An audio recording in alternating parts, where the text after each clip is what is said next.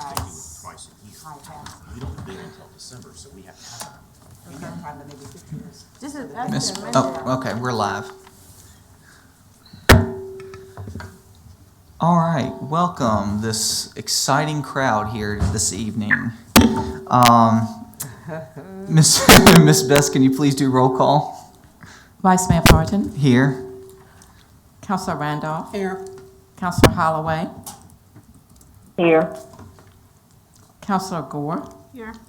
Councilor Denton, Here. Councilor Pelham. Here. You have 6 present, Mayor Bennett. Okay.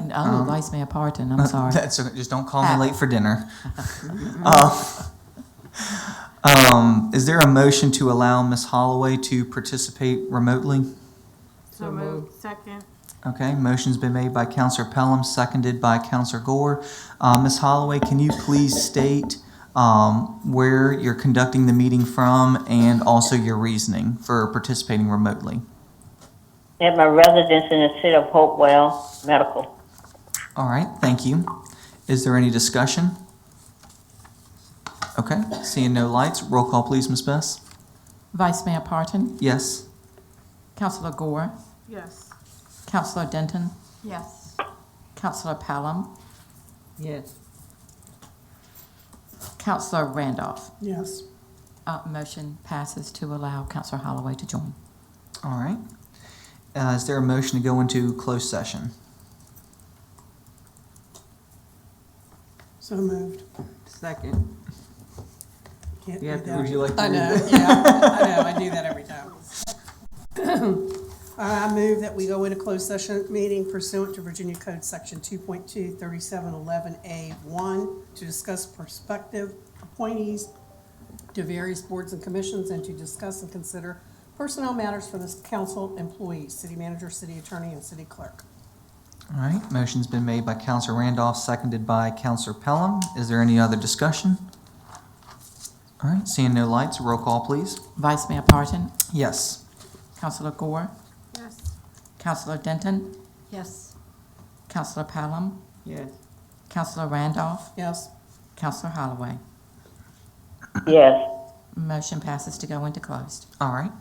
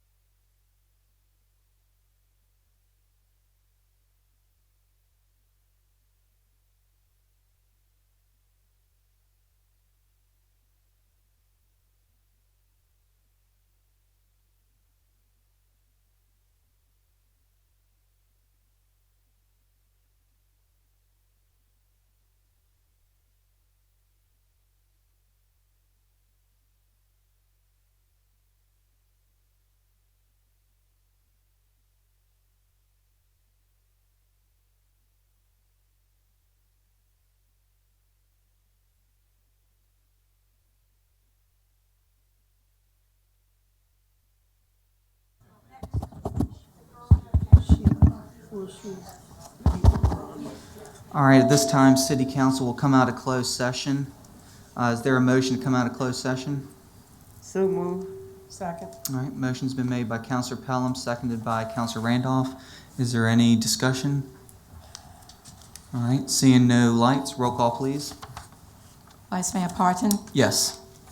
Councilor Gore, Yes. Councilor Denton, Yes.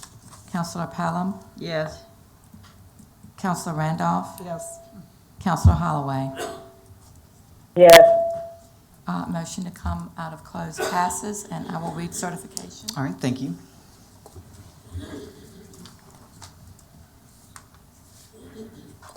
Certification pursuant to Virginia Code 2.23712D, where only public business matters, 1, lawfully exempted from open meeting requirements, and 2, identified in the closed meeting motion discussed in closed meeting. Vice Mayor Parton, Yes. Councilor Gore, Yes. Councilor Denton, Yes. Councilor Pelham, Yes. Councilor Randolph, Yes. Councilor Holloway. Yes. Certification passes.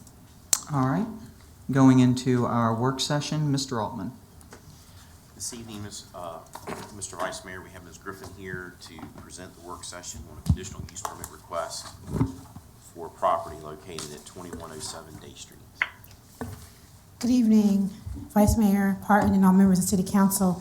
We do have a request from Mr. Jimmy Darden. He would like, actually it's Tribe Property Solutions in care of Jimmy Darden for 2107 Day Street, and he is requesting to convert a single-family detached home to a two-family home, which we would consider a duplex.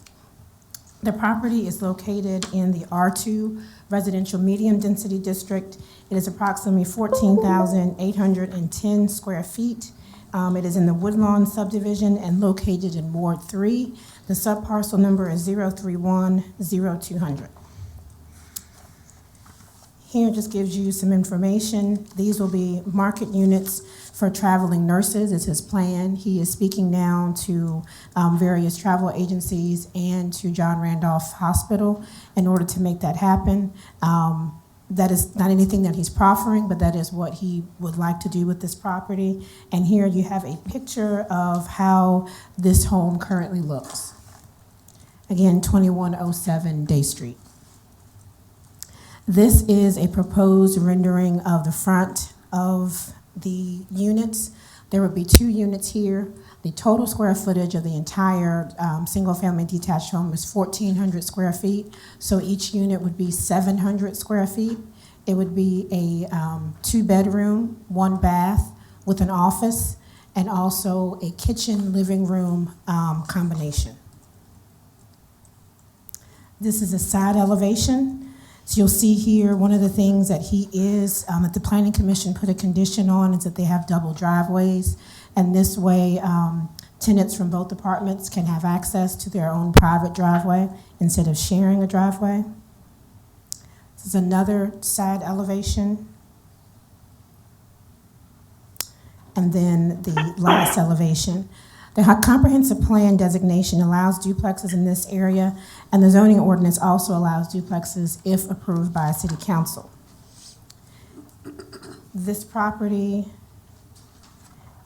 I think I told you, 700 square feet, 2 bedrooms, and here is the level 1 floor plan.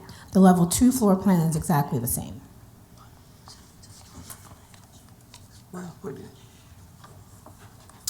At their meeting last week, the Planning Commission voted 4-0 to recommend approval of the application with conditions. The Planning Commission made this decision because the application was in keeping with the comprehensive plan land use designation of urban mixed residential and met all the criteria required to approve conditional use permits as outlined in Article 21, Section D, subsection D, the approval criteria. And the 6 conditions are as follows.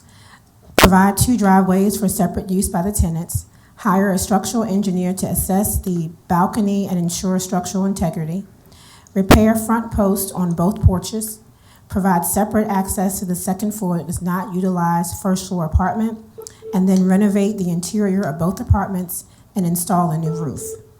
If I go back to the pictures, you'll see here how it looks now. There's no access to the second floor. He would provide this access as shown here in this picture, and then you can see here is a side view of that. So the tenant on the second floor would not disturb the tenant on the first floor. There'll be a separate access for the second floor unit.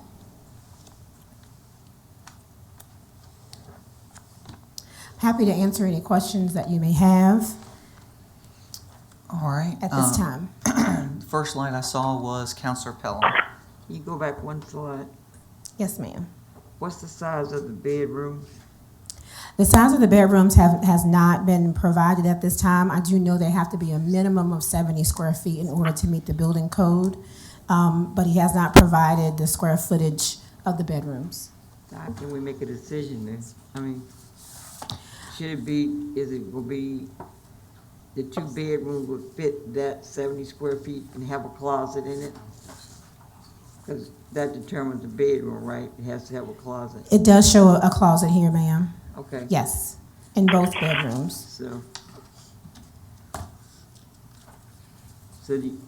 But I can make sure that he's not here, he cannot be here tonight, but I will make sure that we provide you with the square footage of the bedrooms at the public hearing.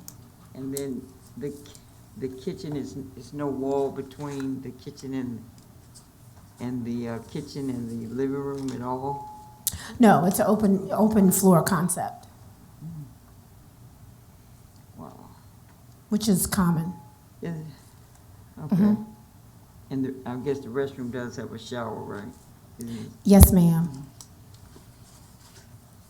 Shower tub combination and a sink. And the And frontage, toilet. it looks like it's gonna be cement, I guess. Will they change the roadway now to cement, or is that just where that? It would have to meet the city engineer standards for a driveway, so they would have to get that approved through the city engineer's office. And our driveways have to meet VDOT standards, and we have engineering plans that they have to meet, and a right-of-way permit has to be provided, and then our city engineers department reviews and inspects the driveways. Because the front of the house doesn't look like, the picture depicts a wider front, so that's just not gonna work, right? That's I mean, correct. when If you I go go back, back to yeah. the aerial, Yeah. it is right at the property line. Right, so. So that extra space in the front, you're It's not correct. gonna work. That extra space in the front, where you see the plantings, Uh-huh. that's not gonna be there. They can have them on the side, but it won't be in the front.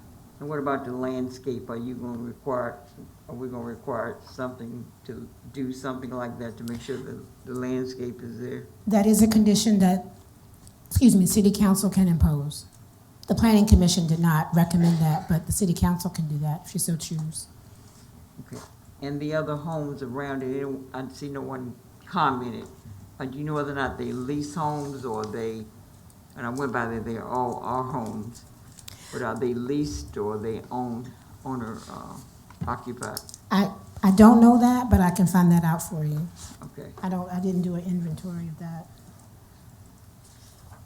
We did have someone come to the planning commission meeting who grew up across the street, and they did comment that they would like to see this as single-family detached, but there was that comment. We didn't receive any other comments at the meeting. They prefer it to stay like it is. How many bedrooms in there now? 4? I believe there is, I didn't see that in my reading. yeah. I don't want to say because I'm not certain, but I can find that out. It's a big house. Thank you. Oh, you're welcome. I really I don't want to vote tonight if I don't know how big the larger bedrooms are. This is just a work session. Oh, that's right. Yeah. Okay, great. Thank you, remind me. Next line I saw was Counselor Randolph. Thank you. This is, I believe, is in Ward 1. And one of the questions that I had was what Ms. Pelham pertained on. I did not see how much footage is between the end of the house and the property line to put in the right side driveway if you're facing the house. Yes, so they do have that space. The entire property is 14,810 square feet. Right. And so they do have more space if you look here on the left-hand side. Okay. But there is space for a driveway on the right-hand side also. It just looked tight, and I just didn't know if there was a setback on that property line. There's not a setback for the driveway. Okay. There's a setback for the house itself. And this is considered a non-conforming building, meaning that it's currently not meeting the setbacks of the Right. front yard. Right. But they will have space on that right-hand side for a driveway, at least for one car. Okay. And I saw that you'd mailed out to everybody nearby, and Yes. especially you got nothing back from the people next door because they're going to be sitting very close to this. We did not. Like I said, the only person that came by was someone who lived across the street, grew up across the street. Okay. Okay. Thank you. And you can get a driveway between that house and the other house. A single driveway. On the other side, there will be another driveway. I know, but where there's a empty lot on the left of the house. But between the next house, it doesn't look like a driveway, no space for a driveway. That's what they're proposing. If council would like to see driveways only on the other side, then I don't think he would be adverse to that. Is someone living in that house? Maybe. Now, no. Yeah, there's a couple empty ones there. Okay, thanks. All right. Does anyone else have any questions? All right. Seeing no lights. Thank you so much, Ms. Griffin. You're welcome. At this time, City Council will adjourn for 2 minutes, and we will start our regular meeting at 7:30.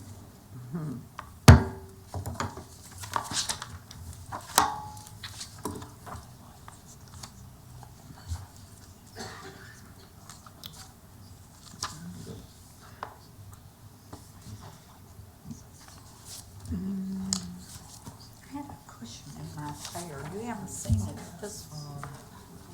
Who's yours? Did you take it in the back? Did you take it in the back?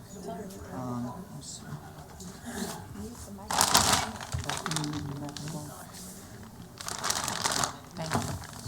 Darling.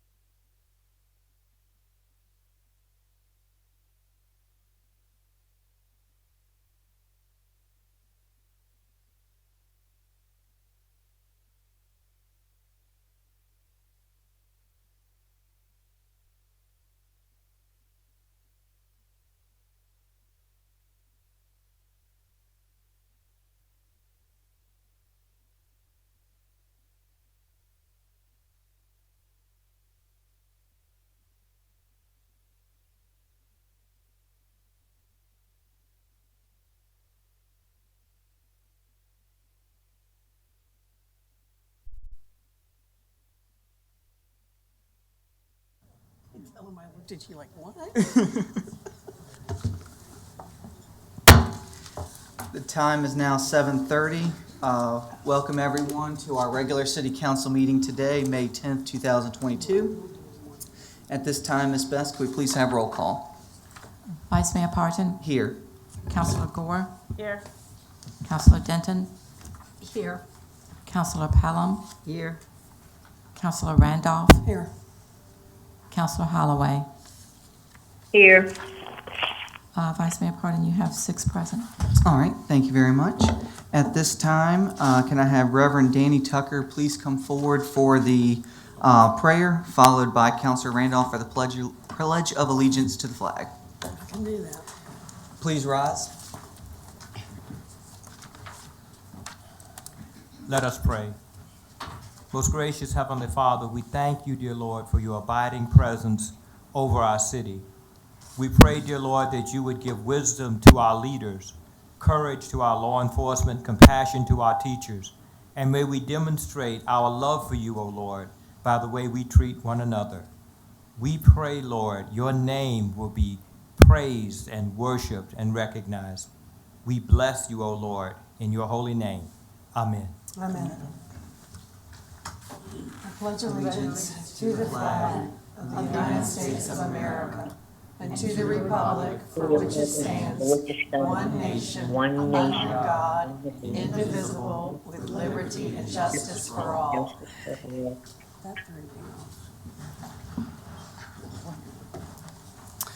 All right, at this time, is there a motion to amend or adopt the regular meeting agenda?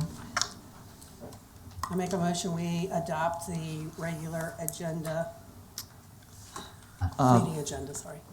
I'm sorry. That's all I right. didn't catch Okay, fine. Counselor Denton's light on. Okay, Go ahead. Yeah, I wanted to amend the regular agenda Okay. to move the communication from citizens up under, right after the,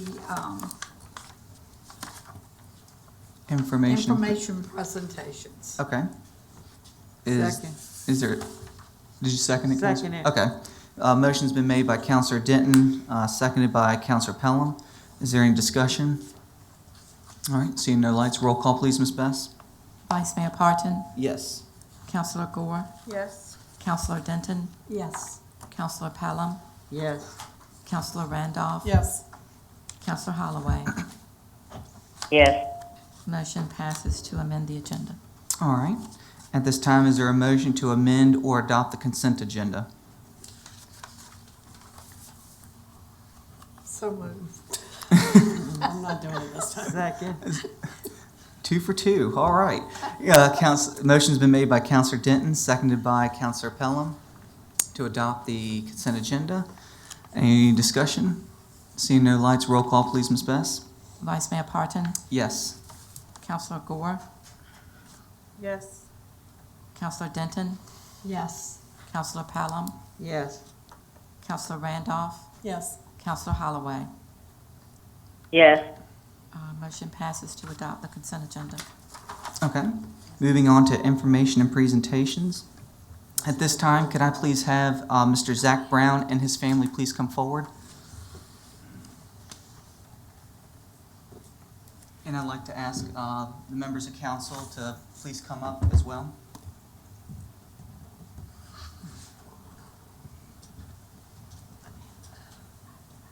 yeah.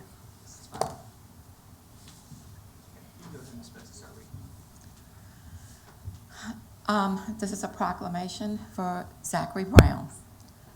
Whereas Zachary Brown, an accomplished swimmer from Hopewell, will represent Team Virginia at the 2022 Special Olympics USA Games in Orlando this June. And Zachary Brown graduated from Hopewell High School in 2011, where he was a member of the school's National Honor Society, Junior Reserve Officer Training Corps, Fellowship of Christian Athletes, and indoor and spring track teams, and was a delegate on the Student Council Association. And whereas Zachary Brown has won several gold medals at the Special Olympics Virginia Summer Games over the past 20 years, including in the 50-meter freestyle, 50-meter backstroke, and 50-meter butterfly events, and has competed as a member of the Special Olympics Virginia bowling team.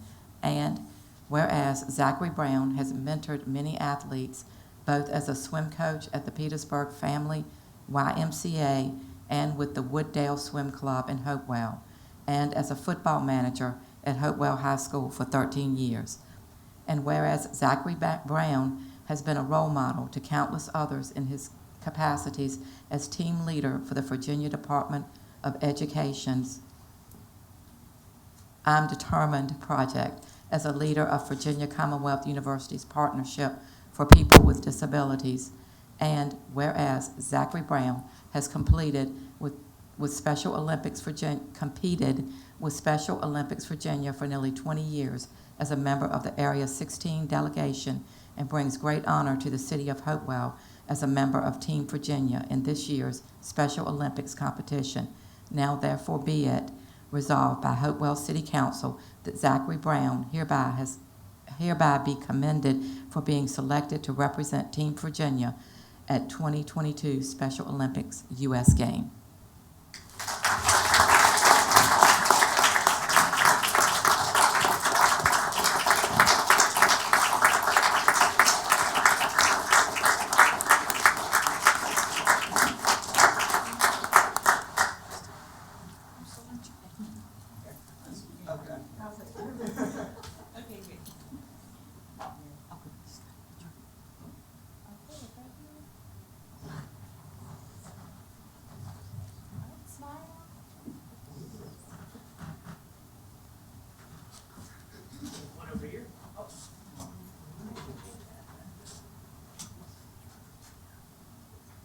Just want to say thank you so much, Zach, for being a good ambassador for Hopewell.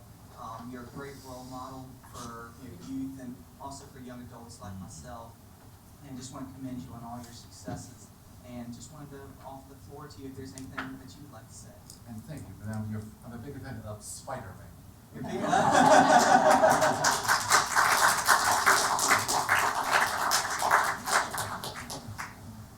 So we would also like to share that to follow Zachary at the events, you can download the USA Games app, and opening ceremonies will be June 5th, which should be televised on ESPN or ABC Family, we believe, but there'll be more news to come. And on opening ceremonies on that Sunday, June 5th, they'll show the athletes in each state walking into the stadium. And the events will be the 6th through the 10th of June.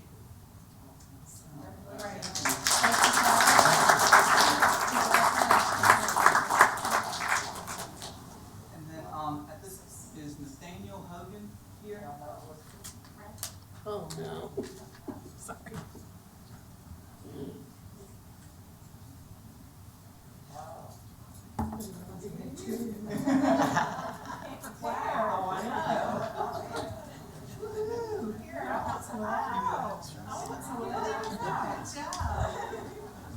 This is a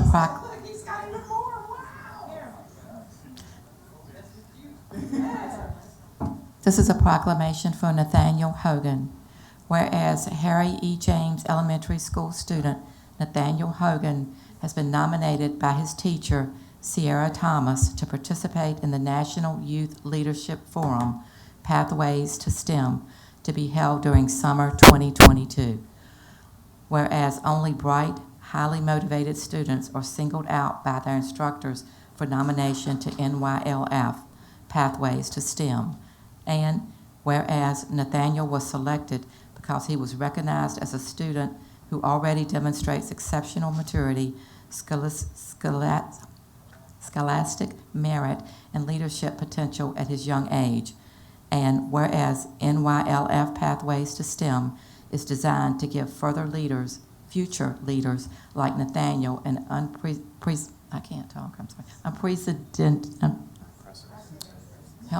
unprecedented opportunity while still in elementary school to engage in hands-on workshops focused on emotional awareness, communication, collaboration, critical thinking, and goal setting. And whereas Nathaniel will have the opportunity to explore a future career in the following 3 STEM pathways: medicine, engineering, and CSI, crime scene investigation. And whereas, in addition to excelling academically, Nathaniel is also a highly decorated boxer who trains out of Ninth Dimension Sports Circle, USA Boxing in Hopewell, Virginia. Nathaniel recently competed in the Silver Gloves National Competition, earning a 3rd place national ranking at age 8. Therefore, be it resolved by the Hopewell City Council that Nathaniel Hogan hereby be commended for representing Hopewell City Public Schools and Harry E. James Elementary School through his nomination to NYLF Pathways to STEM.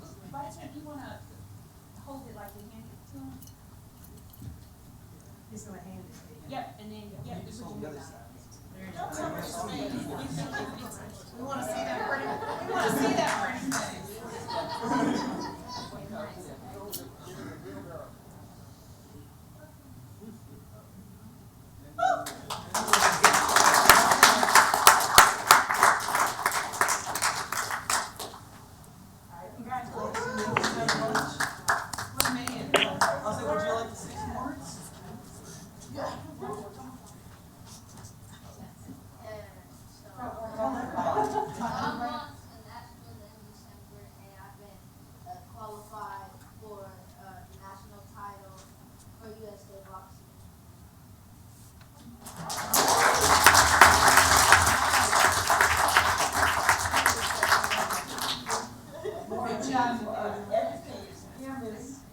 I'll say, for those that don't know, STEM.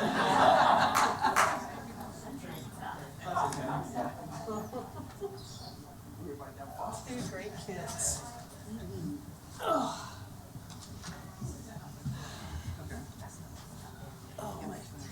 And of course, this is the day my knee is killing me.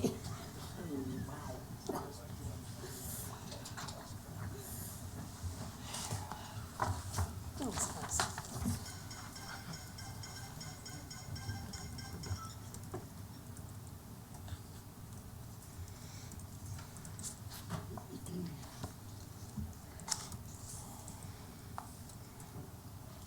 Well, Mr. Parton, tell us what STEM is. I want people to know it's not, thank you for boxing, but he's also highly intelligent.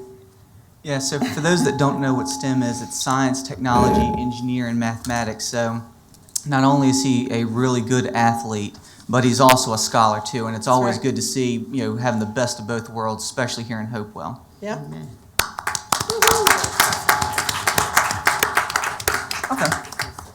Okay. So we do not have any citizens that are signed up for communications from citizens. Is there anyone that would like to speak? Mr. Weigel. Yes, sir. Mr. Weigel? Can I read the statement? Yeah. Ms. Best, can you go ahead and read the statement, please? Go Yes. ahead, come on up. A communication from citizens period limited in total time to 30 minutes is part of the order of business at each regular council meeting. All persons addressing council shall approach the microphone, give name, and if they reside in Hopewell, their ward number, and limit comments to 3 minutes. No one is permitted to speak on any item scheduled for consideration on the regular agenda of the meeting. All remarks shall be addressed to the council as a body. Any questions must be asked through the mayor only, and there shall be no discussion without permission of the mayor. Any person who makes personal, impertinent, abusive, or slanderous statements or incites disorderly conduct in council chambers may be barred by the mayor from further audience before council and removed, subject to the appeal to a majority of council. All right. Can you please state your name and which ward that you live in? My name is John Weigel, and I live in your ward, and I don't know what number it is. Three. I'll try to hold this to 3 minutes. I simply want to say thank you for 2 areas, because what a meeting. It's been full of thank yous tonight. I moved here in 71, came back from Vietnam in the winter of 72. And when I got back, my wife Kit was already working with Ruth Shuey down here at the Hopewell News as the single reporter for the Hopewell News. And I remember her saying, "John, I have a job here. This is my home. Go find a job." Which I said, "All right, ma'am, I will." I've seen a lot of councils. This is 50 years. And I've watched our city grow and struggle at times, but then stay strong.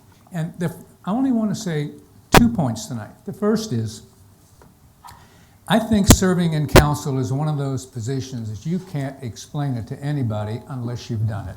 You just can't do it. And so the first thank you from me is to you, for council, for taking time out of your life to sit here and to work on the future and the health of our city. You got a great city manager over here. I actually have 2 residents in this town. Some of you know where I live. And my partial residence is at the rec center over here, just about every other day. What you do is important, what you do is brave. And I don't know if this is said often enough, but from one citizen to each one of you, thank you very much for serving on council. Thank you. Point 2. I'm doing this. I'm trying to keep it within 3 minutes. This is tough. You can have all the time you want.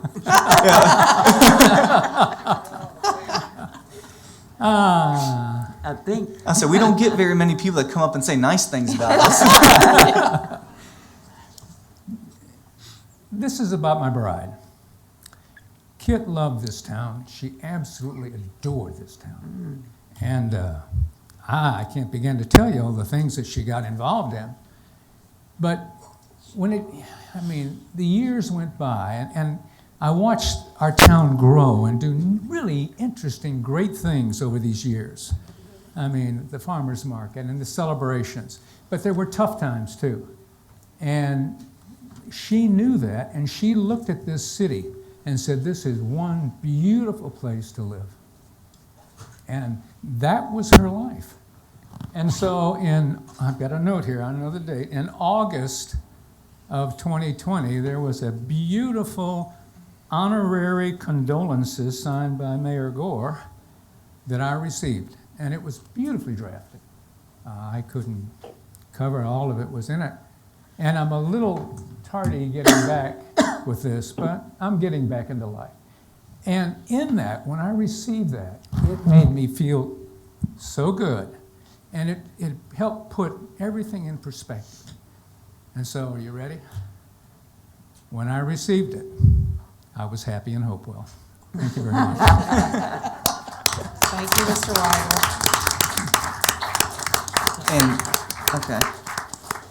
And if council, doesn't mind if I just indulge real quick.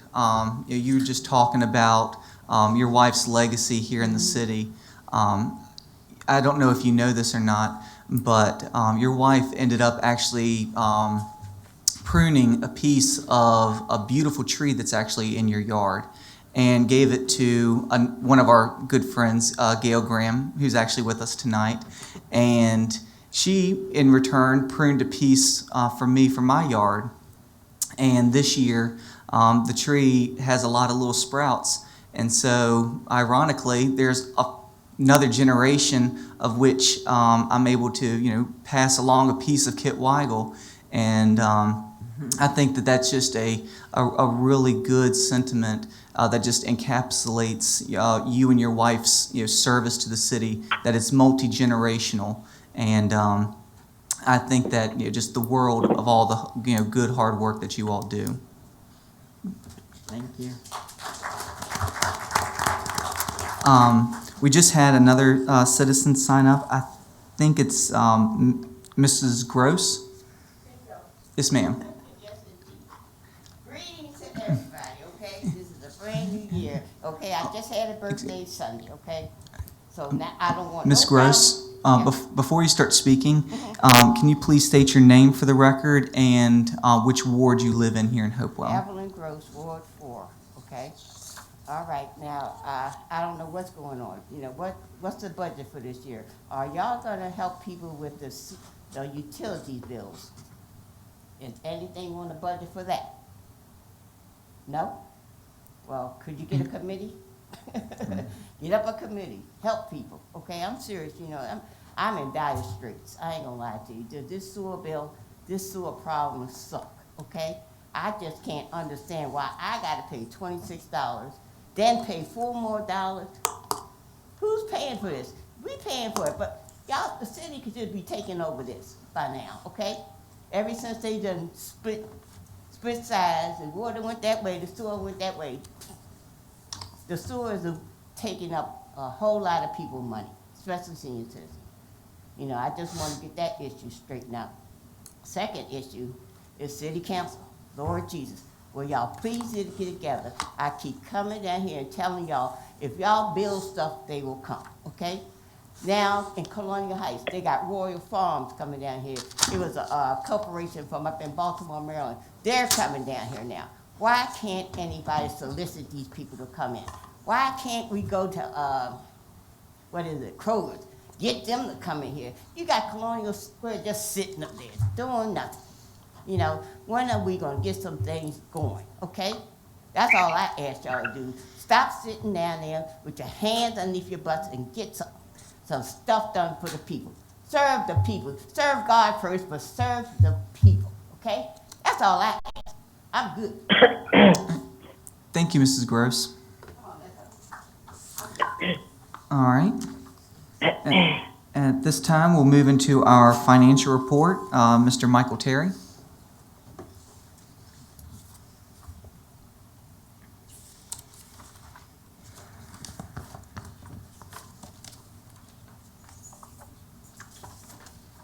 Good evening, council.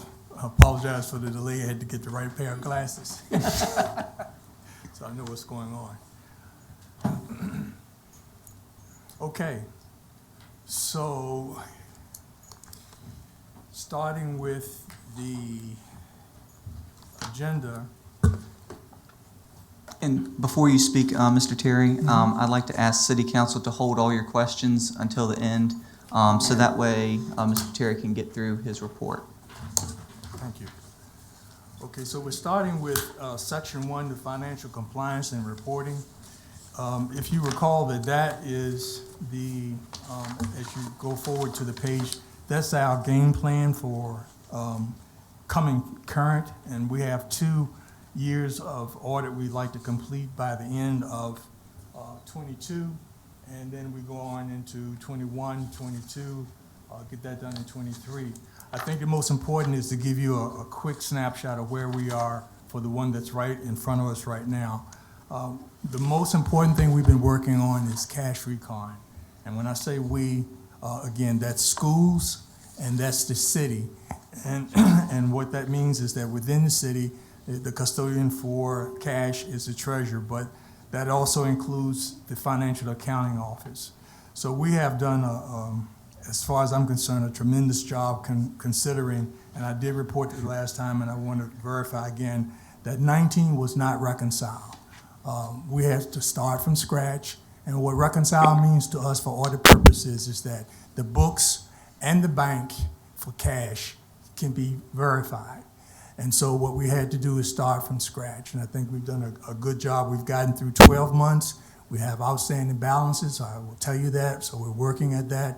The goal is to have the city side and the school side done by the end of this month or the 20th. So coming back to my schedule so there's no questions, at this point, we may move a little bit closer to the end of May.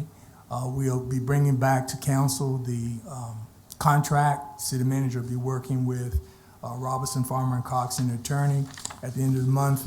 But as far as I'm concerned, and I've had to check myself, a couple of my peers said, please don't say that. But we're still pushing to have this 19 done by the end of, at least by June. Because we're right on top of May 31st. And after that, once we now know some of the problems that we have and what we were promised that was done, we'll be moving kind of in a different kind of way for 2020, okay? If you go over to what we call the crawl, which is basically the process that we go through, cash recons, the beginning, we had in there, of course, schools as well as the city. We all have the same thing going on at the same time in terms of staff. Have not really brought back to the city manager or council. The city manager and I have talked about it, that we need resources, but I had to make a determination. I wanted to find out how bad things were personally at the deep dive level. And so at some point, I believe for us to do 20, we're going to have more resources. But we want to be able to get 19 out with the best with what we have right now. If we go over to the next page, which is really just what we have up on the website, I'll talk about that a little bit when we get over to the administrative side. But that's a notation that I want to let you know that that's what we have out on the website, where we are and what's going on. We're coming current with our annual report. Under section 2, there's a quick snapshot here. We are showing that we have moved to 35% as far as overall. Cash recons is moving along pretty good. Our major thing I want to point out to you is that the year-end closing process, I have dedicated one of my resources to doing some deep dive analysis and for audit purposes, schedules related to tax receivables in terms of the subsidiary ledger to the general ledger. That's a fancy way of saying that had not been done for about 3 to 4 years in detail. So we want to make sure that when the auditor does show up, we can show some work, and we can also demonstrate that we can tie out the subsidiary ledger to the general ledger. It's probably a little bit more detailed than what I need to, but you need to know in the year-end closing process, we're working there in the receivables, accounts payables, grants, including CDBG, and of course Beacon Theater. So we've spent a great deal of effort there, so we think we have that under control. Everything else is moving forward. When we get to section 3, I just want to cover the units that's within, that support the activity in terms of accounting and supporting for the city. Payrolls, we've made payrolls consistently. There's been no glitches there. All our payroll reporting is done. You can see the volume that's there. The accounting department has been working with the treasurer's office to do a multitude of things, including working with the cash recons, but also some technology items that we think are necessary to help with us going forward. Under the real estate assessor, of course, that office has hired 2 new people, and where we are right now is getting them still orientated and trained, and they actually have started a launching effort related to the reassessment. Financial reporting and budgeting, of course, you are recipients of some of the materials and the books and things that we have put out before you to make the process go quicker. And then we are current on our victim witness. And what's really important is we definitely are making monthly our state comp board reporting. But when you get down to the one that's dealing with auditor of public accounts, the Commission of Local Governments is responsible within the state of Virginia going back periodically every 2 or 3 years and to make an assessment of where everybody is at in terms of compliance. And so we were required to submit to them an update by the 28th of April saying, you know, is there a burden on us fiscally or financially because we have not made our annual reporting? Is there a burden upon us in terms of having to keep the state updated? I responded rigorously with that. Some agencies, as I talked to APA, were using it to try to get an FTE. I just simply said we consider that's our responsibility and we don't need an additional FTE just to report where we are.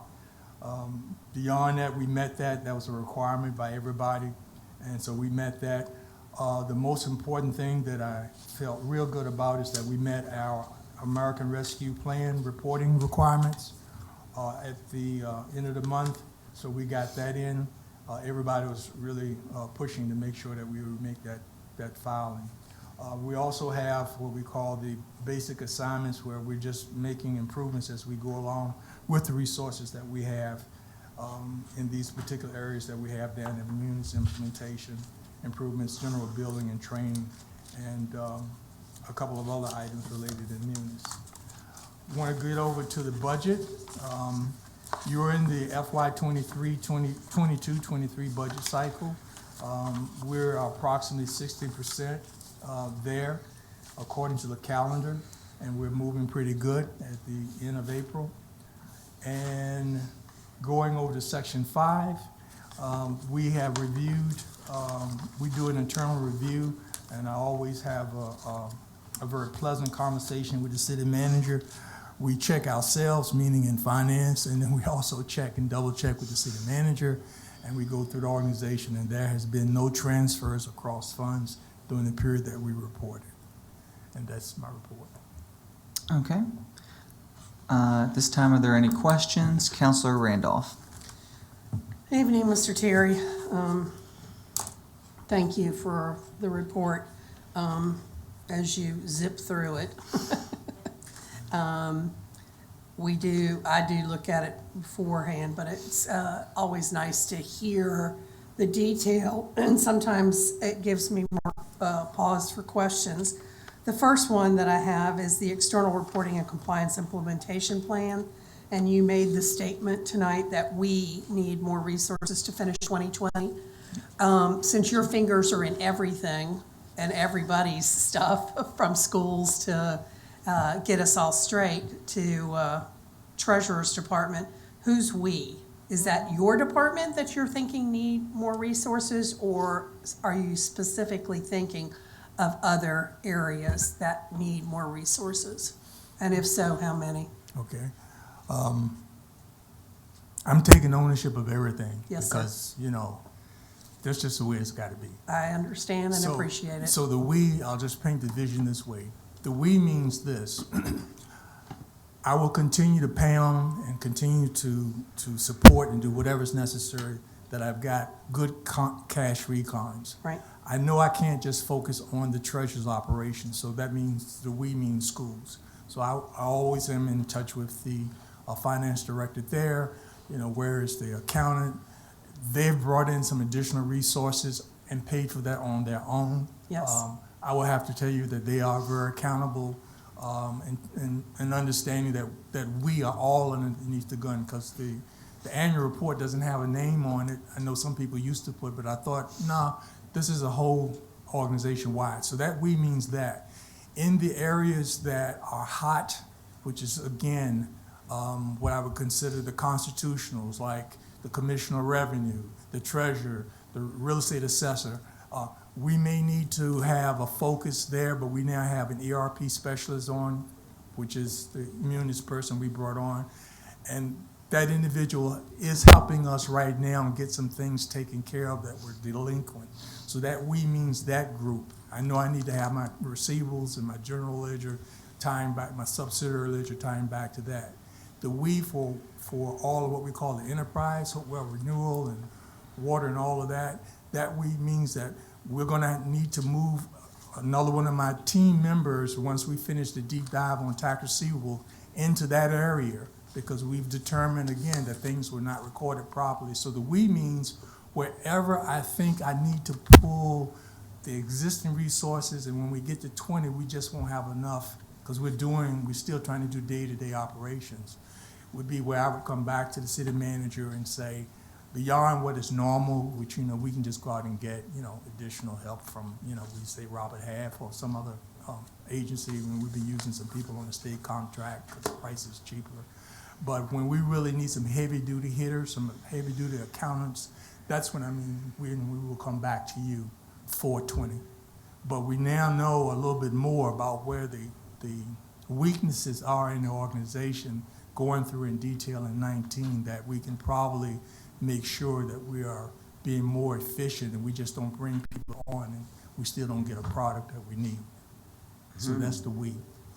Right, but I'm looking for a little bit more specifics than what you've just given. Okay. I appreciate the qualification of what we means. Right. But do you have a feel for how many people that you're going to need for all of these areas for 2020 to really get to where it needs to be in the time frame that we're pushing to have it done in? Okay.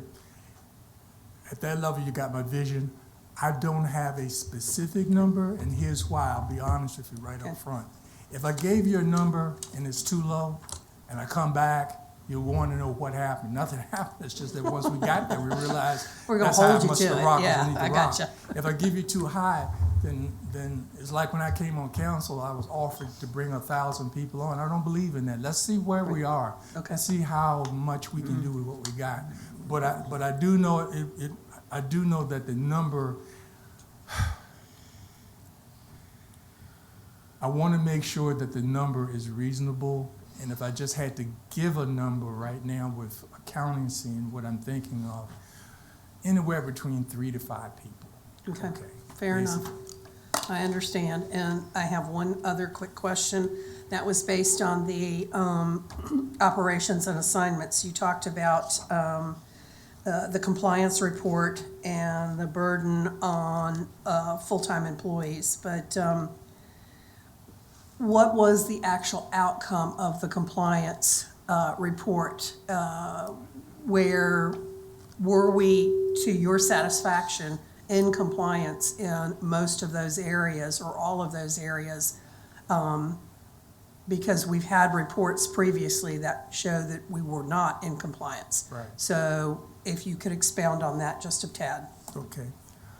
So first I wonder, because I know I hit it very quickly, ultimately what the survey was about was to determine, was there a burden on a particular locality to keep the state informed? Right. And I said for the city of Hopewell, we're going to take the responsibility that we got to get it done, and no, we don't need an extra FTE or 2 FTEs, and to just tell you where we are, period. Now, the second piece is that I wanted to make sure that what we were reporting and where we are is exactly in compliance. And I received feedback that we were one of the localities they can look to say, if you want to know how to keep everybody up to date, look towards how Hopewell is posting. Now, the purpose of that is if someone individually want to know more, they can contact us here at Hopewell, but the rule was put in place because a lot of people just think it's, oh, go away if you don't do your annual reporting.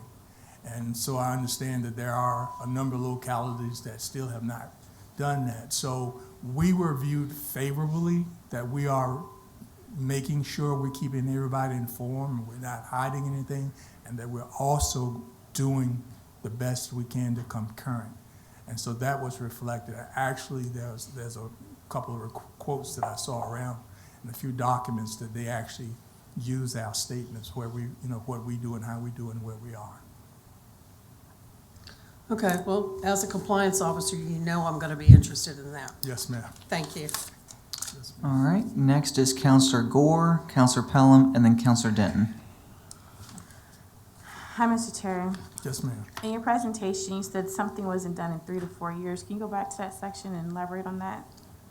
You said something had not been completed in 3 or 4 years, and I was trying to follow what you were saying, but you was going so quickly. Oh, okay. That must have been when I was on my soapbox with passion. So we're talking about the tax receivables. We're talking about part of we did not receive a favorable audit opinion. It wasn't based on one single thing. It was based on a combination of things. And so what I determined was, okay, how do I even understand what we got to do? And so one of the areas is the Receivable Module. And what we were able to determine that in some cases, the reconciliation to the aging report, that's an aging report of receivables, tax receivables, and to the actual subsidiary ledger and what the ultimate tax receivable in the general ledger, they had not been reconciled for at least 3 years. So the numbers that have been generated, if you will, is what we call in accounting. They were done at a high reasonable level, and the auditor could test those and find a comfort level. But it finally caught up with us to where a new auditor that was only here for 1 year wasn't going to buy that. So he did not buy off on that process. So I already know that that's the case, so we start drilling deeper. And that's what I meant. No negative to whoever had that responsibility. It's just the fact of the matter is that we no longer can go at the summary level anymore. We actually have to tie out the subsidiary ledger to the general ledger. And that's required for us if we're going to get a good audit opinions going forward. What's the impact of that not being done? Is it something that impacts this budget? I guess you could extrapolate that if you wanted to, Do any ask Ms. Reason? Is something with you as well, or the treasurer's office? No, it's not your, okay. For the reconciliation, saying, do I need to ask them as well? Oh, okay. Okay. So, you know, the thing about aging in the subsidiary ledger is after you bill and you collect, if you're not working the receivables, then the remaining of the money that you should be bringing in, you don't get that. So you really have to work at making sure that everything is posted timely, and you're able to outsource, or if you're doing your billing collection internally, and you're collecting and you're posting it. So, oh, I think I see what you're saying. So is this going back to the posting issue that you were talking about before at the last meeting? When you said there was issues with posting, is this kind of? That's related and I was to trying to pull it out, but then we had other questions. So so if I understand you correctly, but that would impact this budget in terms of our projections and what was collected, would it not? It would only impact if we were getting the collection percentage and the percentage was not reasonable. And we get that from the people that are on the revenue committee. Okay, but the collections are part of the agenda packet for Thursday I asked for, so we should talk about that then. Okay. Yep.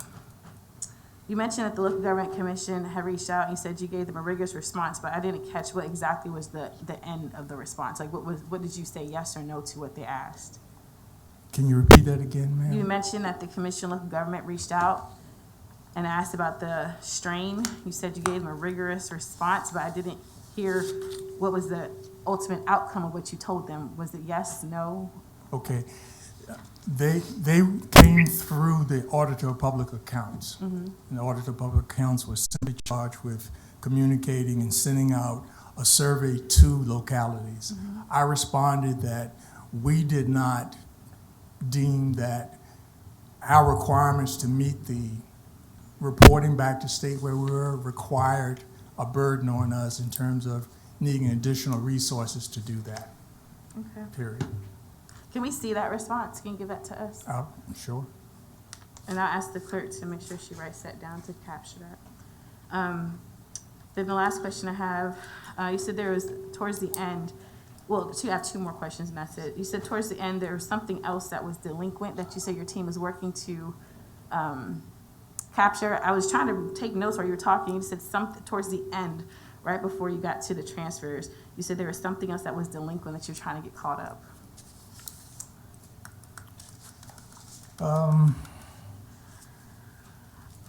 Try to think about it. Yeah. I mean, is there a recent delinquent thing that you try to address? No, I mean, you know, the preparing for the 2019 itself is an effort within itself. Mm-hmm. If you're speaking in terms of current operations, there's not anything I'm aware of that we're delinquent on. I mean, I'll go back and listen to the tape and I'll email you because I wrote it down for a reason. Okay. And the last question is, last meeting you said that there was issues, and you started off today saying that you didn't realize that the 2019 cash had been reconciled. And then I believe you said you're making progress on that. So who is doing that project? Because, and you're smiling because I think you know what I'm thinking. So, no, this is a frequent question that I'm hearing outside of you. Okay. It's just interesting to hear it again. Yeah, well, know who's doing it because if it wasn't done, we were told it was done last year, and it wasn't done, and you're just not, I guess, confessing, realizing after last meeting. But with the exception of one change in staff in the treasurer's office, that turnover, everything else should be the same. So I guess who is doing it now? Okay. Cash reconciliation is done in the treasurer's office. There's an individual that's a contractor. That's the lead person that's doing the reconciliation. However, it is being supported by my staff members and also by schools. So the way to say it is the we that Councilor Randolph, we're taking responsibility for that. Okay. And ultimately, yes, ultimately, cash recon is the responsibility of the treasurer, but the treasurer has allowed us to have review and input, and my staff working with them, and so we're able to just indicate that the reconciliation team is the city of Hopewell and schools. Okay. That's all I have for now. I'll probably amend Thursday's agenda because not to have a full discussion besides the, what we talked about with the issues that you said about posting and the tax receivables. I do want to have that discussion because that, matters with what we're doing. But I think it would be helpful if we have a discussion with the treasurer's office as well, especially with there being a change in the duty and the individual that's representing the office about reconciliations, because we did present a policy was requested for council to consider in partnership with the treasurer's office that talks about reconciliations and there being a policy for that for the city. But it would be nice to have reporting from the treasurer's office to us or whoever this committee is regarding that moving forward. So we're not all caught off guard a year later or 10 months later after we've been told that the reconciliations were completed. So we need to prevent that from happening again. It's not the first time this has happened, actually. So it's like the third time this has happened in a row. But efforts prior to that to try to stop it really wasn't supportive. So maybe now it'll have some support. And if you don't mind, Madam Treasurer, I'll figure out what we can talk about, your recommendations on that for that Thursday meeting or a future meeting. And along with Mr. Terry, whatever you guys work out. That's all I have. Thank you, Mr. Terry. All right, Counselor Pelham? Yes.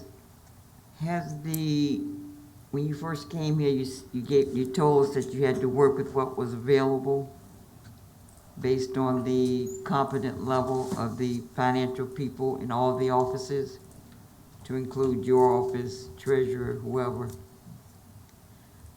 Has that improved, or are we just gonna hire 3 to 5 people to substitute knowledge that someone else doesn't have? I mean, because I don't see hiring people, if you have people in the job who still can't do the job, why are we hiring more people other people gonna go away that don't know what they're doing and substitute or what?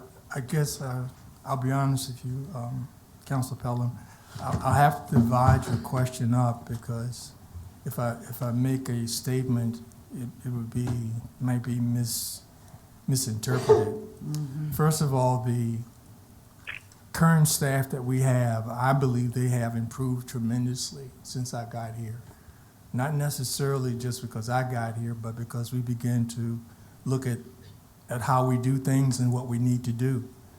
Everything from as simple when we went through a couple of budget sessions with you and council, and you were looking at some of the things, the way things were coded, miscellaneous. Those are just fundamental things that should have never happened with the implementation of a munis. People now know they don't do that. And they're not doing it? They're not doing that. And we caught a couple of oopses, and I can tell you that the new treasurer and her staff didn't mind me having one of my moments on the soapbox. And they are coding things properly because I was able to show them that in the annual report, there are 2 categories, cost recovery and miscellaneous, and what that would mean to us to try to go through and pull all that out and whatever. So I would say that the staff here, whether it's in finance, recreation, or wherever, I have a lot of confidence that I've not met anyone that says today I've woken up and I'm going to do a bad job. If we point out something to them, whether it's grants, whether it's processing, they have been, I have not met anyone yet that I've had to take it to the city manager and say, I really need you to sit on this person's head to get what I want to get done. What about the reconciliations? Have they been done? I mean, they're still dragging along. Have you not, in 2019, when is this, for lack of a better word, CAF for 19 is going to be completed? Okay, so that's for 2019 to 2020, June of 2020. when is that CAFR gonna be completed? Okay, so let's address the first question about the reconciliation. The formal way that the recons were done, that's a way to do recons. It's, I guess the simplest way to say is you got a bank statement and you got like at home. But to pass an annual audit within governmental, you also have to make sure that everything is properly recorded and classified in the accounting system called your books, the general ledger. That's what we're calling true reconciliation. Okay, so we acknowledge that something was done, but that's what something was in which the auditor says, I can't render an opinion on that because it's not clear. What we're doing is making sure that when we reconcile cash by fund, it can be seen in the general ledger and the auditor can test that, as well as the bank statement. Now, the second thing that you asked me is, we have here that we are looking at completing 2019. We had May 31st, and I know that we're not there yet, but I went on and stated earlier, it's on the record. I'm still pushing that we will get this out at the end of June. We got to get the contract closed. We got a couple other things we need to get done. I will be the first to send a letter to the city manager and come before you if that's going to be a delay. But I don't have anybody that I've talked to, whether it's schools or whether it's a different department here, that's saying that if we call on them to push, because it's going to be a push in the next 2 weeks, we're going to run up the flag and say, you all are going to have to set aside your daily tasks to finish some auditing things to get it done. Because we've done everything in finance that we can without turning everybody upside down with the other day-to-day activity. But I mentioned to the city manager in about another week, we will be letting everybody know that you have to get into an audit mode for at least 2 weeks to get us everything we need to finish up. And then by then, hopefully, the auditor will be on board to get it done. So that's where we're going. Yeah, well, because sometimes an 8-hour workday doesn't mean you have to go home in 8 hours. Yeah, I It's the would only have to place agree I with know that. that we're about to check out at 4:30, 5 o'clock. Yeah, I have to agree with that. A job to Yeah. do. Yeah, I agree with that. But from my standpoint, coming from a consultant background, I'm deliverable orientated. So, otherwise than that, nothing's to be said. You just keep working till you get it done. But we do have staff, and we have to be mindful of the HR rules, and so we plan for that. Well, HR too, just remind the employees that we give them 10 hours free time every month, Yes, ma'am. 2.5 hours a week. They get hour lunch, and they only work 7.5 hours a day. Yes, ma'am. I remind them all the time. Yes, ma'am. So they owe us. Thank you. All right. Are there any other questions for Mr. Terry? I thought you said Mrs. Denton? I thought she had her light on. Oh, She didn't. Okay. Oh, one other question, I'm sorry. In the budget, so in new employees for your office and the treasurer office, did that run your percentage up 25% for your office? Did I see that the finance office budget went up 25% and 20% the treasurer's office went up? Would one employee do that? Oh, I wish it would. I mean, it would, they must be they would. No, I'm just having fun. I apologize. I am too, but I knew one person. I think you probably, I believe at the last session, city manager and myself, our increases relate to the reassessment, period. Okay, so reassessment. Yeah, For that's those why employees. that's up there. And if in the treasurer's operation, that would be where we are proposing having a full-time position, that's what that individual is responsible for, reconciliation. And then what you're gonna do But beyond someone's that, there already now, right? there's a contract in there. I know, but there's a contract to work. Pardon She me? still has to work, but he has to do a job, right? Are they doing the job? The Yeah. contractor? Yes. But what we're saying now is what we need to do is get a full-time position and let that position be dedicated and be a city position and build around that position because you're going to expand it even more. In other words, let me just say this very Yeah. clearly. But if a contractor's there, they would be doing the same thing as a full-time person if someone's making them produce. I mean, you can be a contractor on the job every day, but if you're not producing, who's measuring the productivity of the contractor?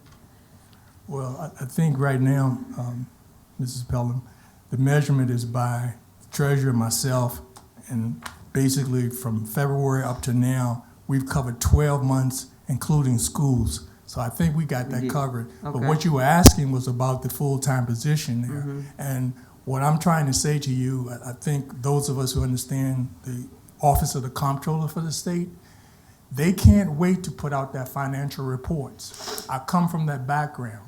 They actually have a unit that they're there. That's what they do all year long, is they prepare for the annual report.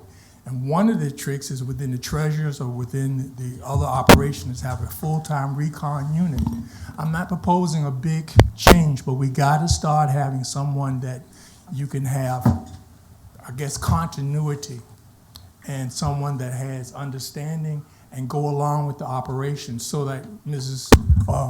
Gore is asking, the same person gets really good and they can produce and do the reconciliation. We won't have this, because when you have turnover and you have things happen, you lose the continuity. So we do need to have that in that operation, someone that's dedicated to it. So tell me, is that contractor the same contractor since you've been here? No. So we've had different people come in and out? Yeah, you've had a lot of people come in out of Treasurer's Office contracted to do cash recons. A lot. But this particular individual has really been able Been to there get for a handle. year. And I'm saying the position, whether it's contract or not, has to produce, that's all. Okay, yes, ma'am. I just wanted to make sure you know that that's what I'm proposing when we talk, is you need a full-time individual that's gonna be committed to that. Okay? Mr. Terry, Counselor Gore has one last question for you. I'm not gonna belabor this, but there is a conversation that does need to be had about this position, and we need a treasurer to speak on behalf of her office. Yeah. Because this position will be in her office. Exactly. And report to her. Yes. And the duties that they will or will not do will belong to her. Yes. Right? So we need to hear from her, right? Because if it doesn't happen, then we're gonna look to her. Yes. Right? Yes. We can't do that right now because she's new, which is why I said, and I'm saying this to you personally, I can't speak for council. You have the opportunity now to come clean about what's going on in that office. Because you are new, nothing happened before, like right now, it's not your watch yet. I mean, it's your watch, but it's not really your watch, right? So whatever we need to know about that office and to fix, be transparent with us, because this is the window to do that, so we can help you, fund extra stuff, or know what we need to address, but we cannot cover stuff up. We can't kick stuff down the road. We don't worry about making the city look bad or these other things people say, because at the end of the day, we're going down this for like 6 years now. We still don't have our audits caught up because it's the same philosophy that people have had. If it's wrong, say it's wrong. If people need to be called out, call them out, because we're all getting paid to do a job and it needs to be done. And at the end of the day, we're losing more money by perpetuating this foolishness. And so you have the opportunity to come forward and let us know what's happening. Mr. Altman, he received the email again in regards to the auditor that we supported for your office, the 4 departments that need to be audited. Your office is one of them. You asked for that support so you can really get a deep dive. Mr. Altman says it's gonna be on the 24th agenda for our vote. There is another opportunity for you to say, because you don't want anything to fall on you, right? And they say, well, why didn't you, we're gonna say, why didn't you say nothing? You know what I'm saying? Your loyalty is not to your office and your reputation and the city of Hopewell. So Thursday, we have a special meeting to talk about the finances of the city. I mean, I can get looks all night, but the fact of the matter is, it's on you to be truthful about what's happening. And we'll talk more about what would be the best way to go about that. But talk to Mr. Terry about whatever you want for the position. But like I said, whatever else we need to know, tell us. Because we can't fix what we don't know, and we shouldn't be responsible for something we don't know either, right? Because that's what keeps happening. Thank you. All right. Any other last-minute questions for Mr. Terry? Okay, seeing none. Moving into public hearings. Thank you, Mr. Terry. Thank you, Mr. Yep. Ms. Best, can you please do the Yeah, they're reading the comments, the rules. All persons addressing council shall approach the microphone, give their name, and if they reside in Hopewell, their ward number, and limit comments to 5 minutes. No one may speak more than twice on any subject in one meeting. All remarks shall be addressed to council as a body. Any questions must be asked through the mayor only, and there shall be no discussion without permission of the mayor. Any person who makes personal, impertinent, abusive, or slanderous statements or incites disorderly conduct in council chambers may be barred by the mayor from further audience before council and removed subject to appeal to a majority of council. All right. Before we open the public hearing, Mr. Altman, do you want to do an opening? Certainly. Mr. Vice Mayor, members of council, this evening, your first public hearing is consideration of an increase to the machinery and tools tax rate from $305 per $100 of assessed value to $310 per $100 of assessed value for the calendar year of 2022. The proposed increase will provide an additional $134,177.18 of revenue for the city. In your packet, you have a copy of the ordinance which would adopt the machinery and tool rate increase and the personal property tax rates. Those are the two other rates that we haven't adopted yet this year, although you have conducted your public hearing on them. You have the information provided by the Commissioner of Revenue with regard to increases and decreases to both M&T and personal property, what they would result in, and the ad that was placed in the paper for the night's public hearing for the consideration of the increase of the personal property tax rate. Tonight's public hearing is only about the personal property tax rate. That's the only one we advertised for an increase. We did not advertise personal property. You said it wrong. You said that we advertise personal property. Oh, okay. M&T. All right, so I'm looking right at M&T when I said That's M&T. okay. So we only can't hear down advertised the here. public hearing on M&T. Can you repeat that? We only advertised a public hearing for the machinery and tools tax rate. We did not advertise a public hearing for personal property or tangible business personal property.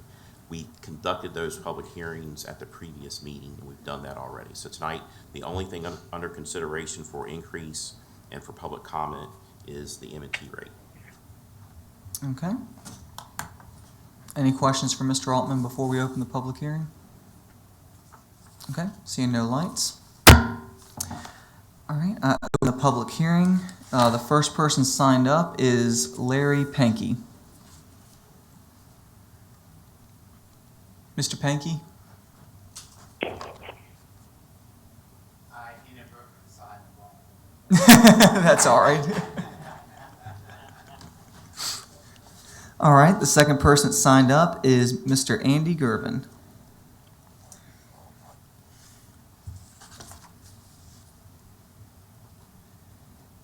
Vice Mayor Parton and City Council, as you know, I am Andy Gervin, the plant manager at Advanced 6, and was here last public hearing. Today I'm speaking on behalf of the Hopewell Manufacturers Association. With me tonight I have Advanced 6, Ashland, Evonik, West Rock, and Hopewell Cogeneration. The organization represents employees across multiple wards. Our coalition represents over 1,400 direct employees working in the city of Hopewell. I ask those joining me tonight to please stand. Our coalition generally opposes an increase in machinery and tool tax.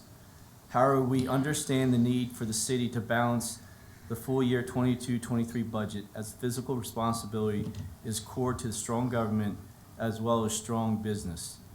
The current projection for the city budget is that the M&T will generate approximately $8.8 million in revenue, an 8% increase over the current fiscal year. The proposed increase in M&T tax of 5 cents would generate an additional $134,000, or approximately 1%.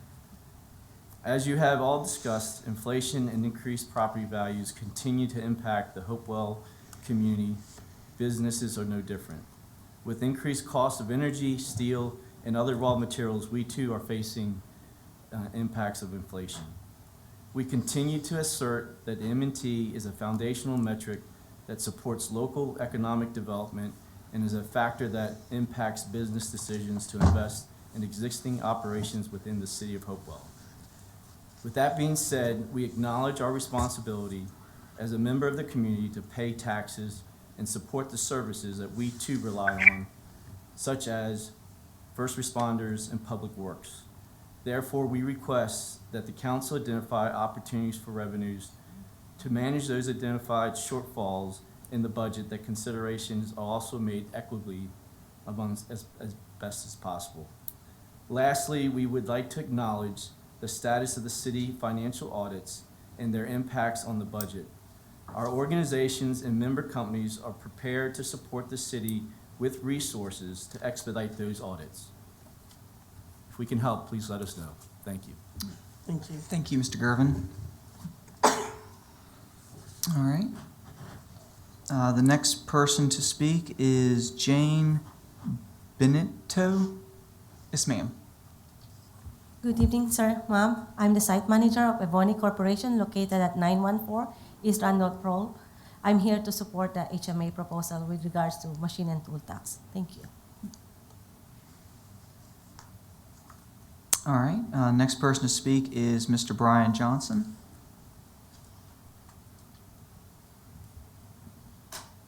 Good evening, council. My name is Brian Johnson. I'm the site manager at Ashland Chemical here in Hopewell, Ward 2. I came here to support industry and ask that you reconsider the M&T tax increase. Thank you. All right. The next person to speak is Eric Barth. I'm sorry if I mispronounced your last name.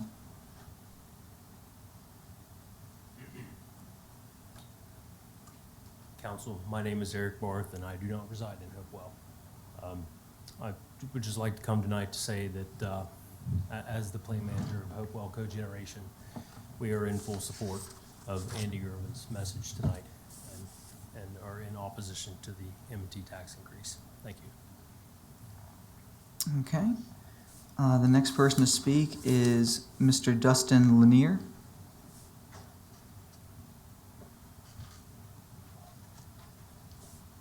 All right. Good evening, Vice Mayor Pardon, City Council, Mr. Altman. My name is Dustin Lanier. I am the General Manager with West Rock here in town.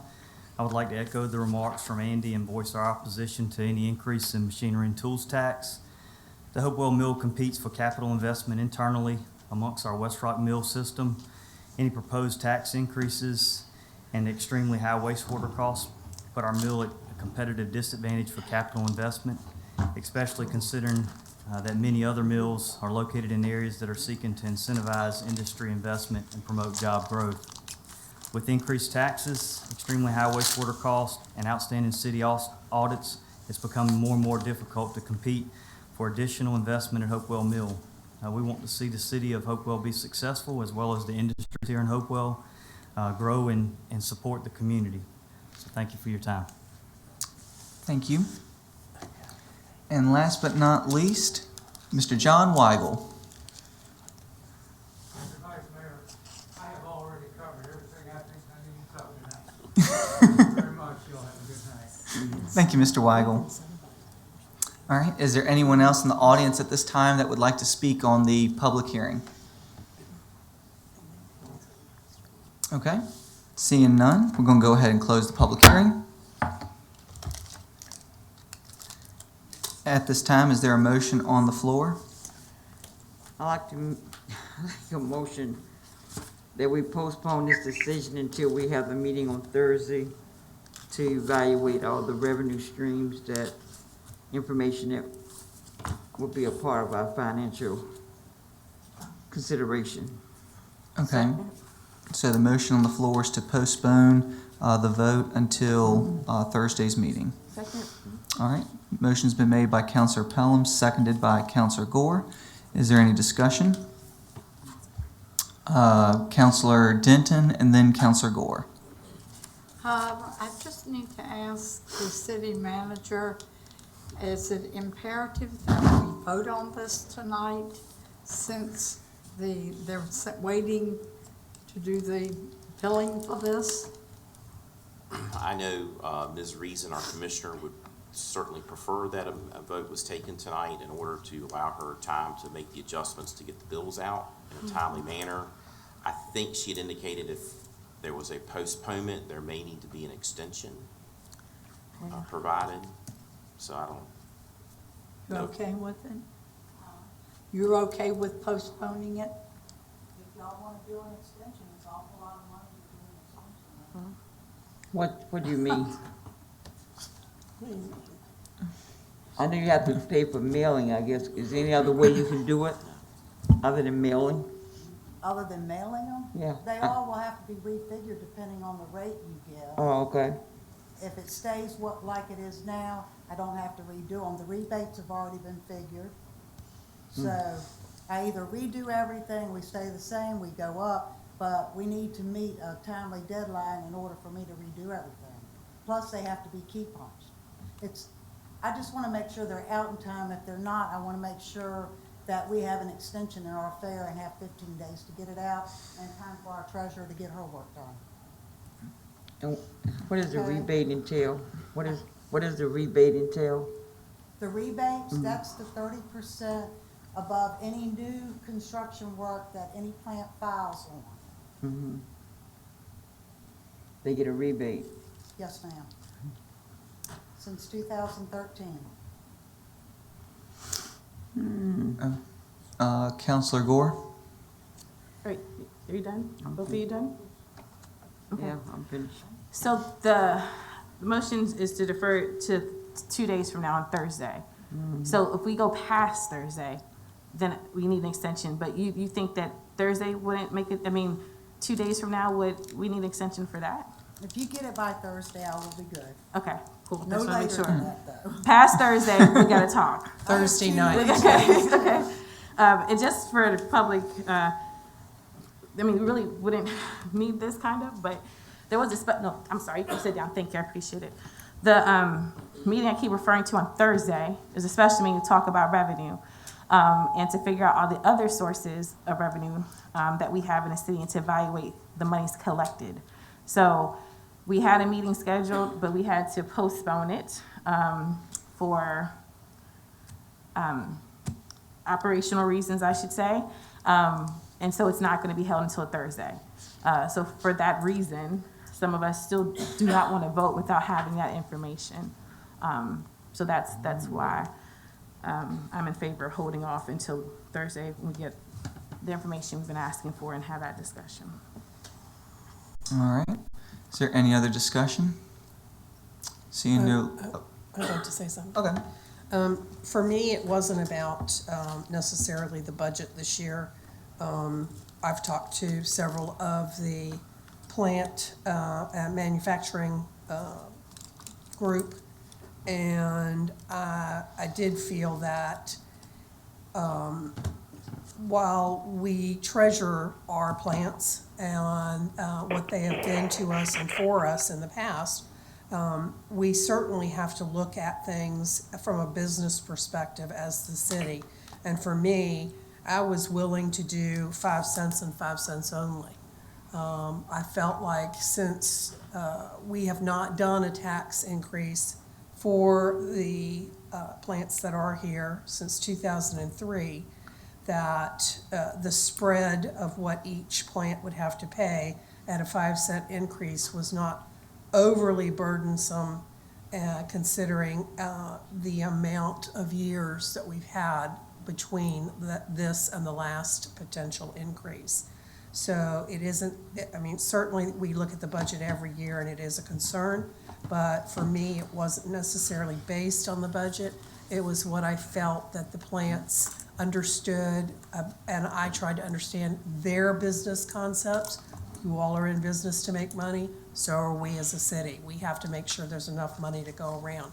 And I felt that 5 cents was not going to be egregious amount, and it wasn't something that I was looking at if I potentially stay on council for another 4 years, that I thought would be something we would try and do every year, at least not from my perspective. But I felt it was fair and equitable to look at the number of years and the amount. And so I'm going to, tonight or Thursday, vote the same way. but I thank you all for coming. Okay. Counselor Denton? I gotta put my pitch in too. She's countering me. They would be disappointed if I didn't. I have expressed my opposition to any tax increase in the machine and tool tax. Industry is very important to our city. And I appreciate what they have done and what they are doing. And because we have worked with them, Ashland Chemical has done an expansion, Advanced 6 is doing upgrading, and their plant, they're bringing jobs to our city. And to me, that's more important than a 5-cent addition in the machine and tool tax. This is what our city is built on, is industry. And the workers here need to, I think if I had to take a poll, and I've said this before, I think anybody who has worked for these plants appreciates what they have brought to our city. And I think we can show our appreciation as a city by not increasing their tax, which would make them make other changes in their plant, which may in some way be an adversary to our city. And I don't want that. I just cannot express to you the loyalty I have for these plants. I've lived here all of my life. And I probably wouldn't be here today if it had not been for them. Every generation in my family has worked in the industrial plants. And I appreciate the work that they do. And I will, and I've said it before, I will vote against any increase, whether it's a penny. I'm not going to vote for an increase in the machine and tool tax. Thank you. Okay. Counselor Pelham? Yeah, is this 134 the total amount that each plant pays, or one? No, that's the It's total. the amount that all the people that pay, all the And machine businesses. is- Mhm. Okay, guys, that's less than 27,000. If you just include the plants, you just talk about $27,000, right? And I appreciate the loyalty of the plants, because I've had people in my family as well who earned a decent living from you all. But it's always been my philosophy, for much is given, much is required. And the plants, you do bring jobs in, you do bring people in, but you haven't had an increase since 2003, a year before I came on council. And none of the councils I worked on, the 5, have ever even, we did talk about it once, but the reason I was reluctant to do it this time was because we didn't give you an audience with us alone. We were gentlemen and ladies enough to come to the table and say, let's do this or not do this. You gave us proposals of the upgrade that you were going to do. We pulled back and we didn't raise the taxes those years, because you have done quite a bit of multi-million-dollar projects in each one of your plants, which is commendable. But at that same time, the upgrade had to be paid for. Your profit margins, if they had dropped, I could see never increasing your taxes. But I'm sure you know as well as I do, can look on some internet and tell me how much profit you made throughout these 18, 19 years. It's not a lot of money. It's really pennies compared to what y'all deal out every day on an operational basis. So You know, but we have a second loyalty to our citizens, and they have to pay as well. And they work minimum wage. They don't all work in your plants. They work in Dollar General, they work in the grocery store.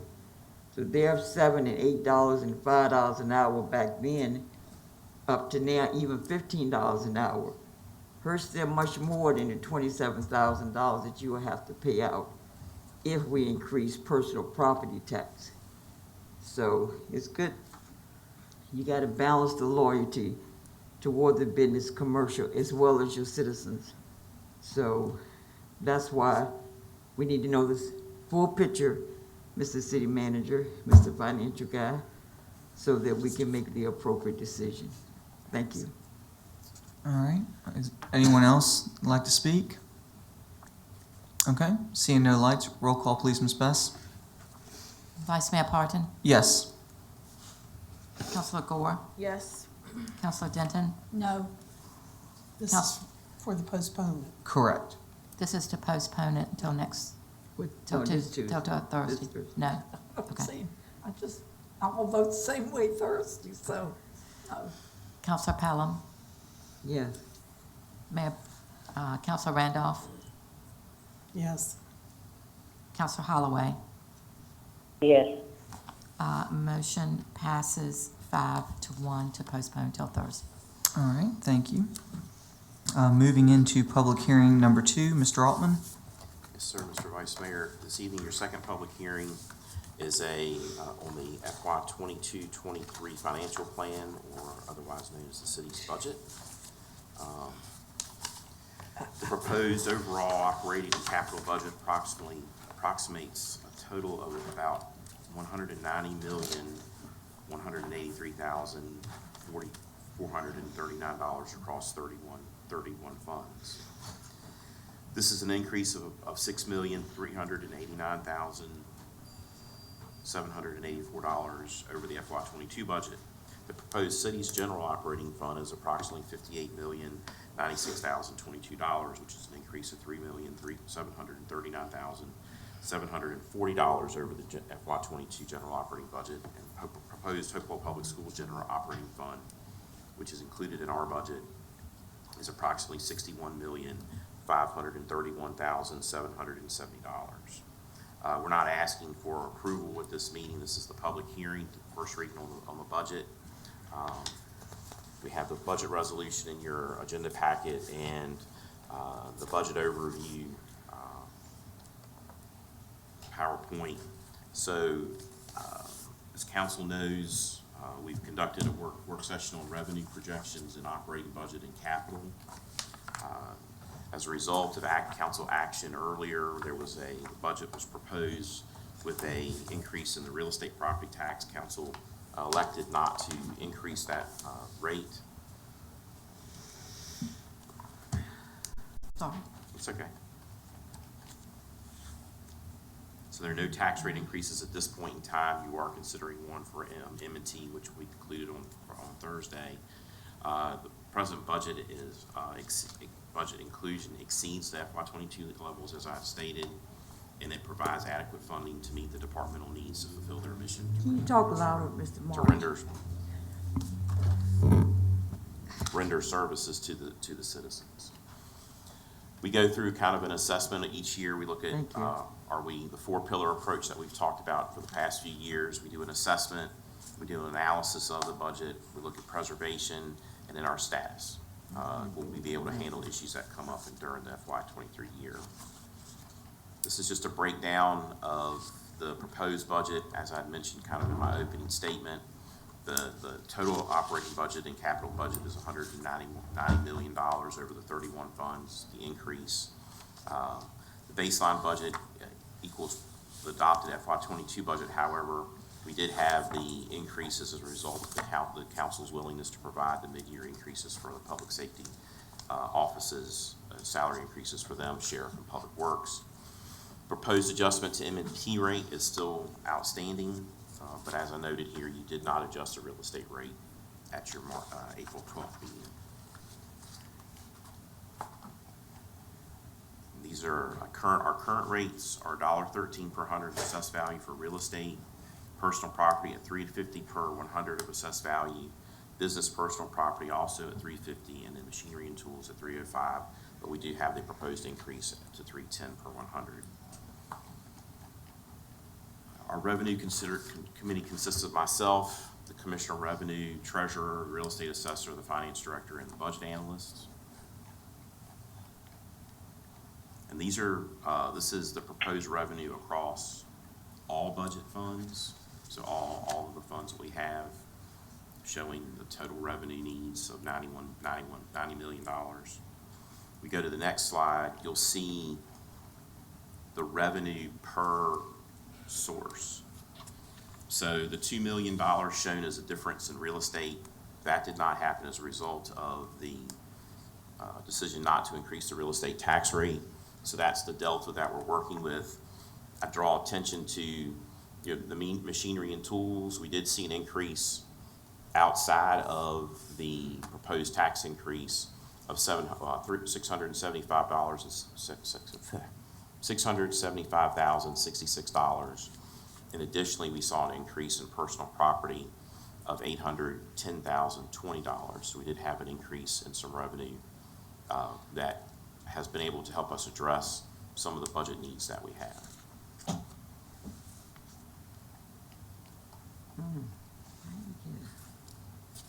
This just capsulizes what we talked about at our work session regarding the increases in salaries for police, fire, operating increases with regard to our service contracts, the additional funding to the Department of Social Services coming through the state budget, additional needs of recreation, schools.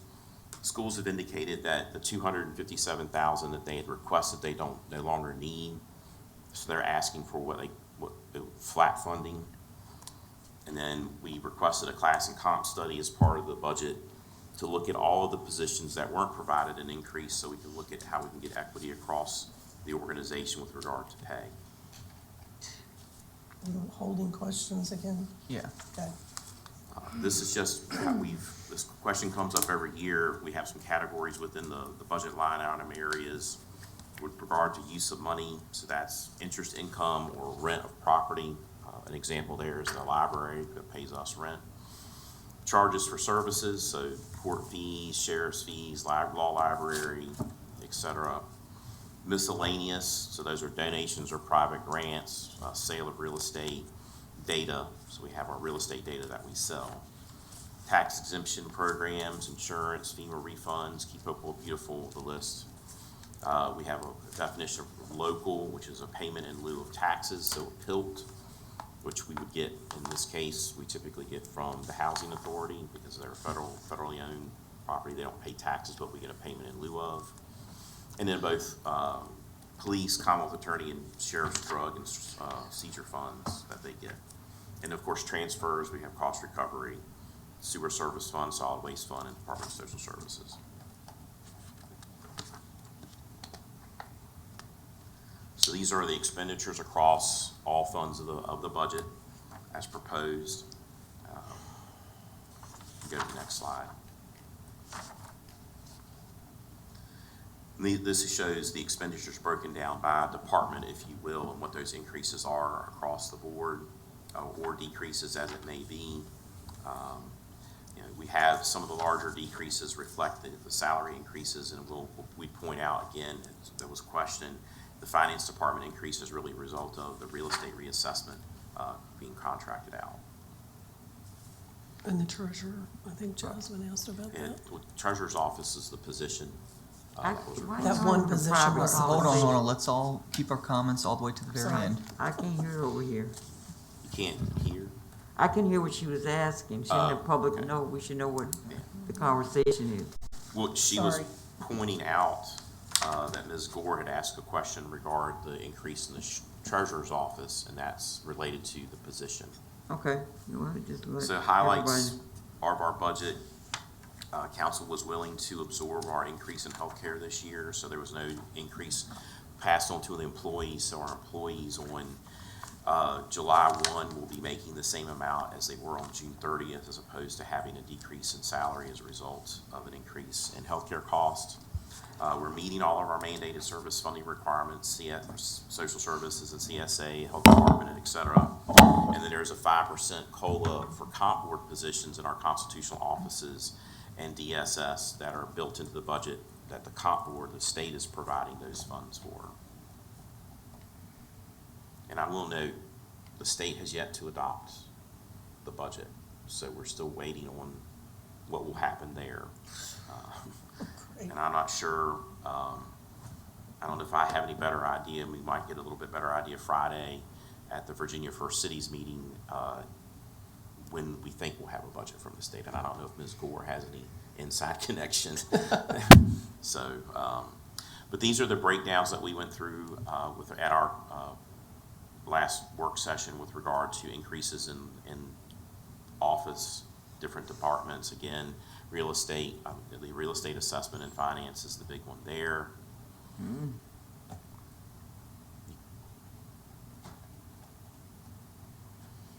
Treasurer's office, we've got some salary and benefit changes from the comp board positions, and then the addition of that recon analyst position that was discussed earlier is kind of the highlight here. 188,000.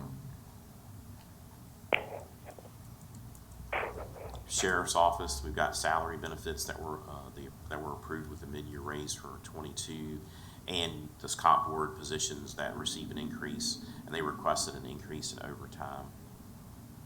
General district went down. Police again, primarily was a result of the raises approved by council, which we certainly appreciated, and they did. Service contract increases there with regard to their different softwares they use, different with their digital mobile units and different things that they have. We're going to go through that with y'all. Again, Fire and Public Works, recipient of the increase in mid-year increases. And then development, we've got some additional costs associated with the position that was approved last year, and benefit salary changes as a result of overall our VRS contribution went up. So that factors into everybody's budget. Hopewell Public Schools, again, they asked for level funding. So last year, council provided a total after the supplemental appropriation. We have provided an initial appropriation, if I remember correctly, of around $12.3 million, which was based on their average expenditure amount. This year, we've put in the budget $12.5 million, which kind of is an average of, I think, over 7 years of their expenditure, their actual expenditures, which again, council, when we did the supplemental last year, requested the reports that were received that showed their actual expenditures for 19, 20, 21, and a projection at mid-year of 22. They're requesting $14,580,075. So there would be about a $2 million supplement if council decided to make that supplemental appropriation. Again, that would need to be looked at, and we would make that at the first meeting in July like we have in the past. You can go one. Our capital improvement budget, so when we looked at it at the last meeting, there's a previously funded section, which is dollars put out prior to the upcoming fiscal year, which showed about $4.2 million. The 5-year request, which would be FY23 and on, was about $47 million worth of requests for projects, and then beyond the 5 years, there was another $4.2 million of requests for a total CIP request, and some already previously funded of $55.4 million. This shows the breakdown of that 5-year request, the total 5-year request of $46.9 million by budget year. The bulk again is in the upcoming fiscal year. Obviously, those projects that aren't funded get pushed out to further years, as we've done each year. And as we talked previously, the next slide, what we're proposing and able to do this year is about $1.4 million in capital, We have the fire truck lease. There's 2 lease payments that are due this year. We will finalize that and pay that fire truck lease off. And then we have our VDOT match, project match of $1 million that works towards the upcoming project on Moultrie, the drainage and improvement project and road improvement project there, and help support some of our paving. So tonight is your first hearing of the budget. We need to have that public hearing, and then we would, obviously, we tentatively schedule the second hearing for the 24th, but we've got some work to do to close the gap on the $2 million. We have the special meeting on Thursday, so we will continue to work on refining those numbers and closing that gap and bringing recommendations to council for to close the gap out. I don't have any further comments. If there's any questions, again, this evening we're looking to conduct our public hearing and have our first reading. Okay. Before we open the public hearing, there were lights for questions from Councilor Randolph and then Councilor Pelham. Well, thank you, Vice Mayor. I was going to just point out that schools, I don't know where we're going to get that money from, if we're going to fund them exactly what they've asked for, but once again, we hold our staff and departments accountable for an average. So I would say for what's spent, and I would say that we probably need to do that with schools too. So I'm for giving them only what they've spent over the last average of, what'd you say, 7 years? Yes. Instead of the extra $2 million. That's just my opinion. My question is this: the sheriff's overtime that they're requesting is that supposedly going towards the $295 for the majority, do you think? I think the majority of it is towards $295 because the sheriff has made, our current sheriff has made a pledge to be out on the road more and work that. I do know they have some overtime needs that do occur in the courthouse. Okay. So it's I was just trying to get a feel for what their overtime needs were. And I knew, as the rest of council's probably noticed, we're not getting nearly the income from $295 that we used to. So hopefully that will help us get that number up, correct? I can tell you, in just talking with General District Court Clerk, the number of cases has increased since Sheriff Stanley has taken office. So they are running radar out there more consistently. Some of our issues over the past few years were COVID. We weren't out there as much, but he has made a commitment to be out writing tickets every day, to include himself and his chief deputy, to be out writing tickets. So he's committed to getting that number back up for us. I'm sure that, I think Councilor Gore is probably one of the only other ones that travels the interstates as much as I do to and from work. And if you've seen it like I have, there is a huge need for people to be, I had to call and report somebody today. They were recklessly driving all over the road.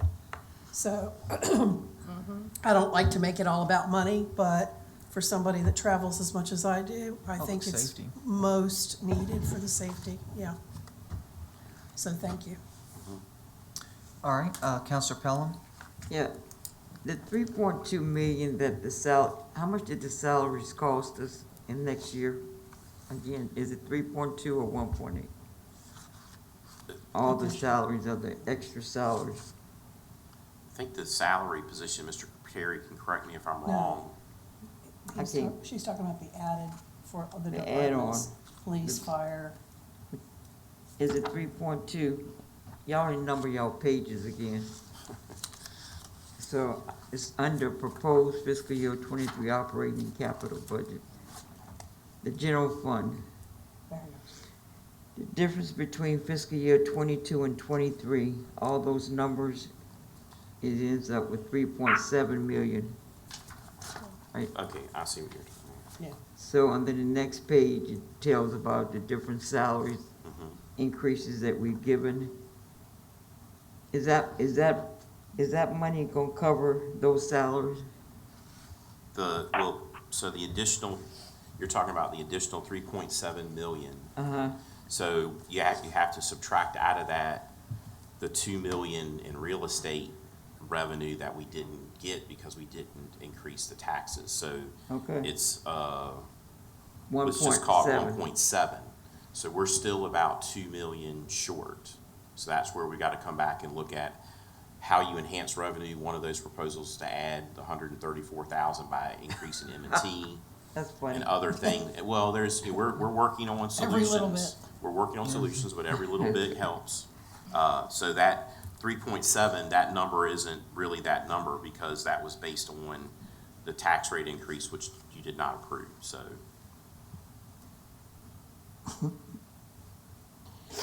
Okay. All right. Are you finished, Counselor Pelham? I'll come back in a minute. Okay. Counselor Gore? Yes. This is a question for Mr. Terry. I've kind of asked, Mr. Altman, I've asked this question several times. He knows what I'm asking, but, and also to the city attorney. So in section 24 of this budget document, page 12. Oh, you're talking about The actual budget the resolution. Budget resolution, Yeah. section 24, page 12. Yeah. Well, it goes on to the next. All right. Yeah, it does cross over. Says, effective upon adoption of this resolution, the city manager is authorized to approve transfers within operating funds as long as total net spending is not exceeded, and all transfer activities reported to council on a monthly basis. The manager is authorized only upon approval of council to transfer between funds should fiscal conditions or circumstances prescribe that the transfer is required.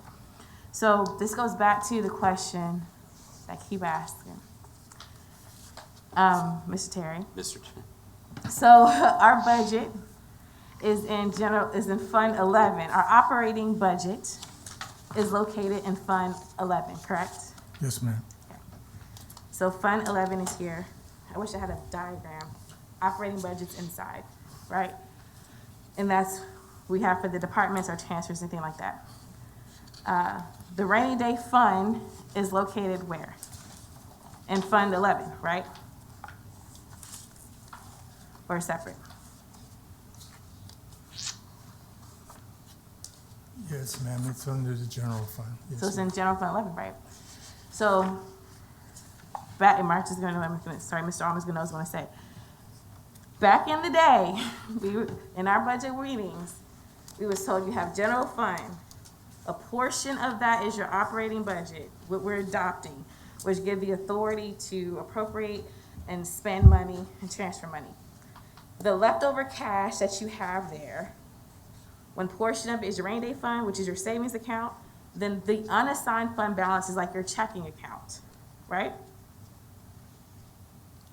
The terms that you're using, I'll just agree with the terms you're using. From a governmental, we don't see it that way, but that's okay. But am I saying, what I'm saying is correct, because this is kind of what happens. You have the general fund, which is our pot of money, for this particular example. Yes, ma'am. In the general fund is our operating budget, which is what we're going to adopt, right? The leftover cash that is not encumbered by the operating budget is either in the rainy day fund or unassigned fund balance. No.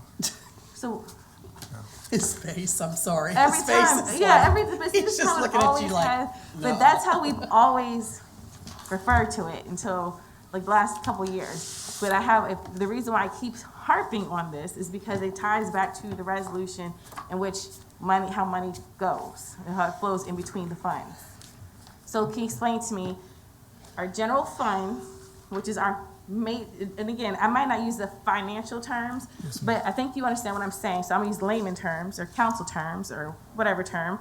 Our general fund is our main bank account, Yes, ma'am. okay? Your main fund. The main fund. Fund, right. A portion of our money is our operating budget. That's what everybody gets their piece of the pie. Yes, ma'am. The leftover cash You can put it in the same, but you see, that's where you shake That's your where- head. That's where you're commingling concepts, Okay, okay? So governmental is just basically this. Your general fund is your master fund. And all the departments, your expenditures. So what you're trying to get to is this, is that if, when you have a budget for $100 for general fund and departments spend 50, what's left over, if you bill and collect all of that, where does that go? Well, that falls to the equity part of your balance sheet. Your equity part in the balance sheet for governmental has a lot of components, but the two that you're trying to focus on is the assigned fund balance. In there, you call the rainy day fund. okay, And then the unassigned is just what it says. It's where your amount that has fallen to the bottom line at that point does not have an assignment. so we're still saying the same thing, except for you said it in a finance way. I mean, because if I have a bank account of $100. Yes, ma'am. My budget is $50. I have $50 left that is not tied to my budget, right? $50 is not tied to my budget, still in my account, correct? No, the problem I'm having is you're using a bank account in a budgetary. We're talking budgetary accounting versus a cash and a bank. And that's the only reason I don't want to mislead you or I'm trying to help you get to where you want to go. Well, I mean, I hear you, but I hear you. The reason I'm saying is because, again, until recently, this is how we've always been told about the budget. So this is I'm repeating what I have been taught by prior finance directors, right? Okay. So you're gonna have to, over time we can switch turn that boat. But in order for me to still track what I'm asking you, I have to word it this way, and I think you understand what I'm asking, right? So I have a bank account. I have $100 in my bank account. 50 of it is going to my operating budget. I have $50 left over, right? I split my $50 in half. I put 25 towards my rainy day fund. I have 25 left over that's unassigned, just sitting in my bank account. I could put it in my checking. My question I keep going back to is that $25 should still be sitting there and not something that can be transferred in and out of the operating fund, right? Because that's how it was before. And the way that this part of the budget resolution doesn't really work, it's been changed, and I've been fighting to change it back because it seems like the general fund is just one wide open account, I guess you can say, where technically speaking, since the operating budget is in the same fund as our checking money, you can move money back around. When really the movement of money should only be contained to the operating budget. Do you see what I'm saying? I see what you're saying, but respectfully, again, let me take you back to where I think the concept is a little off. Respectfully. It's okay. Your bank account is your cash. That's the treasurer's domain. You use the $100 example. Yes. Okay. That's great. But for budgetary purposes, council appropriates or you appropriate $50 is the budget for the year. Right. Okay. And departments expend 25. Okay. Okay. That leaves you 25 left over. Now, that falls to the bottom line, all the way to the bottom line. There's a formula that you have to calculate for the rainy day fund. Yeah.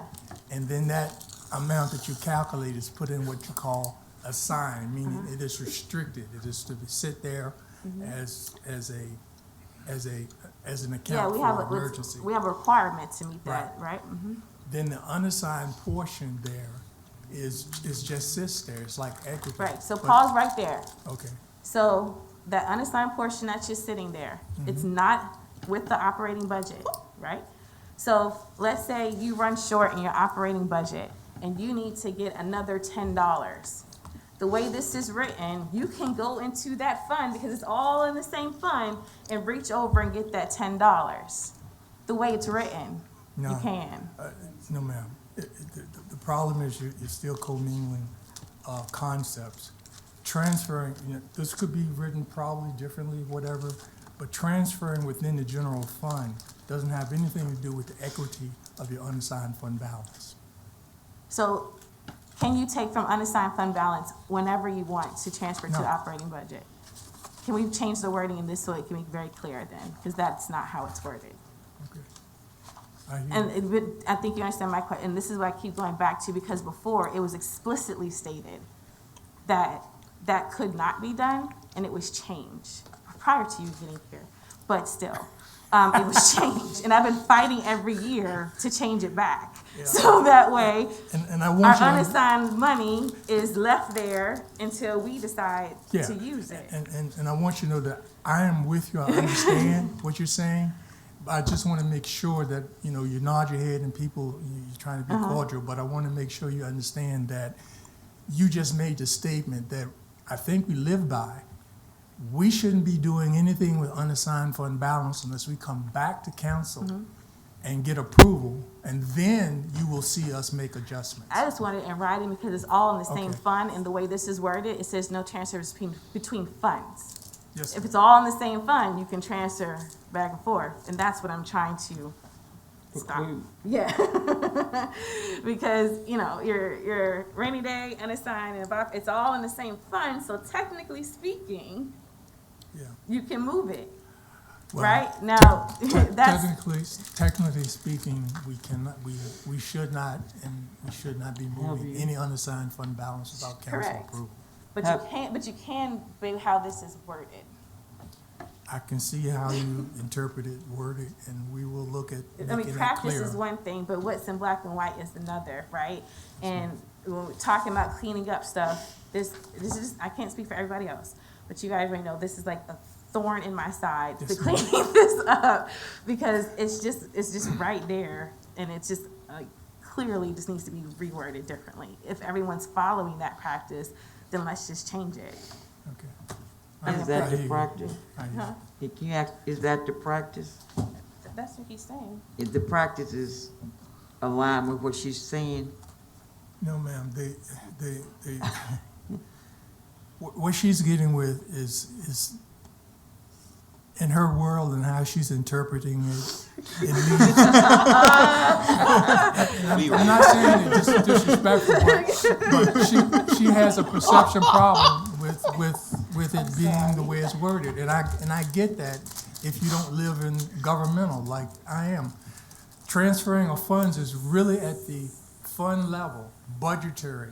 She's in the equity part of the financial statement, unassigned. We don't go into that. The only time we can even touch that is when we come back to council. Right. So we're mixing balance sheet concepts with budgetary concept. But it's And in I the need to go with her resolution. on this It's because in the that's what she's trying to resolution. get to. That's what I'm saying. It just needs to be, it used to be in the resolution. So I'm not pulling this out of nowhere, Right. right? So it used to be explicitly stated that it was not allowed in plain Right.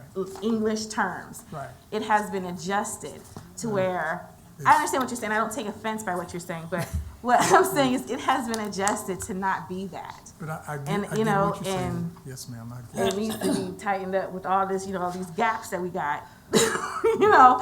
We can't post money, we can't find money, and, you just got this loophole sitting right there. I'm not saying you're doing it, but let's say somebody comes up behind you Right, in this fiscal cycle. We're not here every day. right. And then we're gonna be here next year talking about $6 million gap.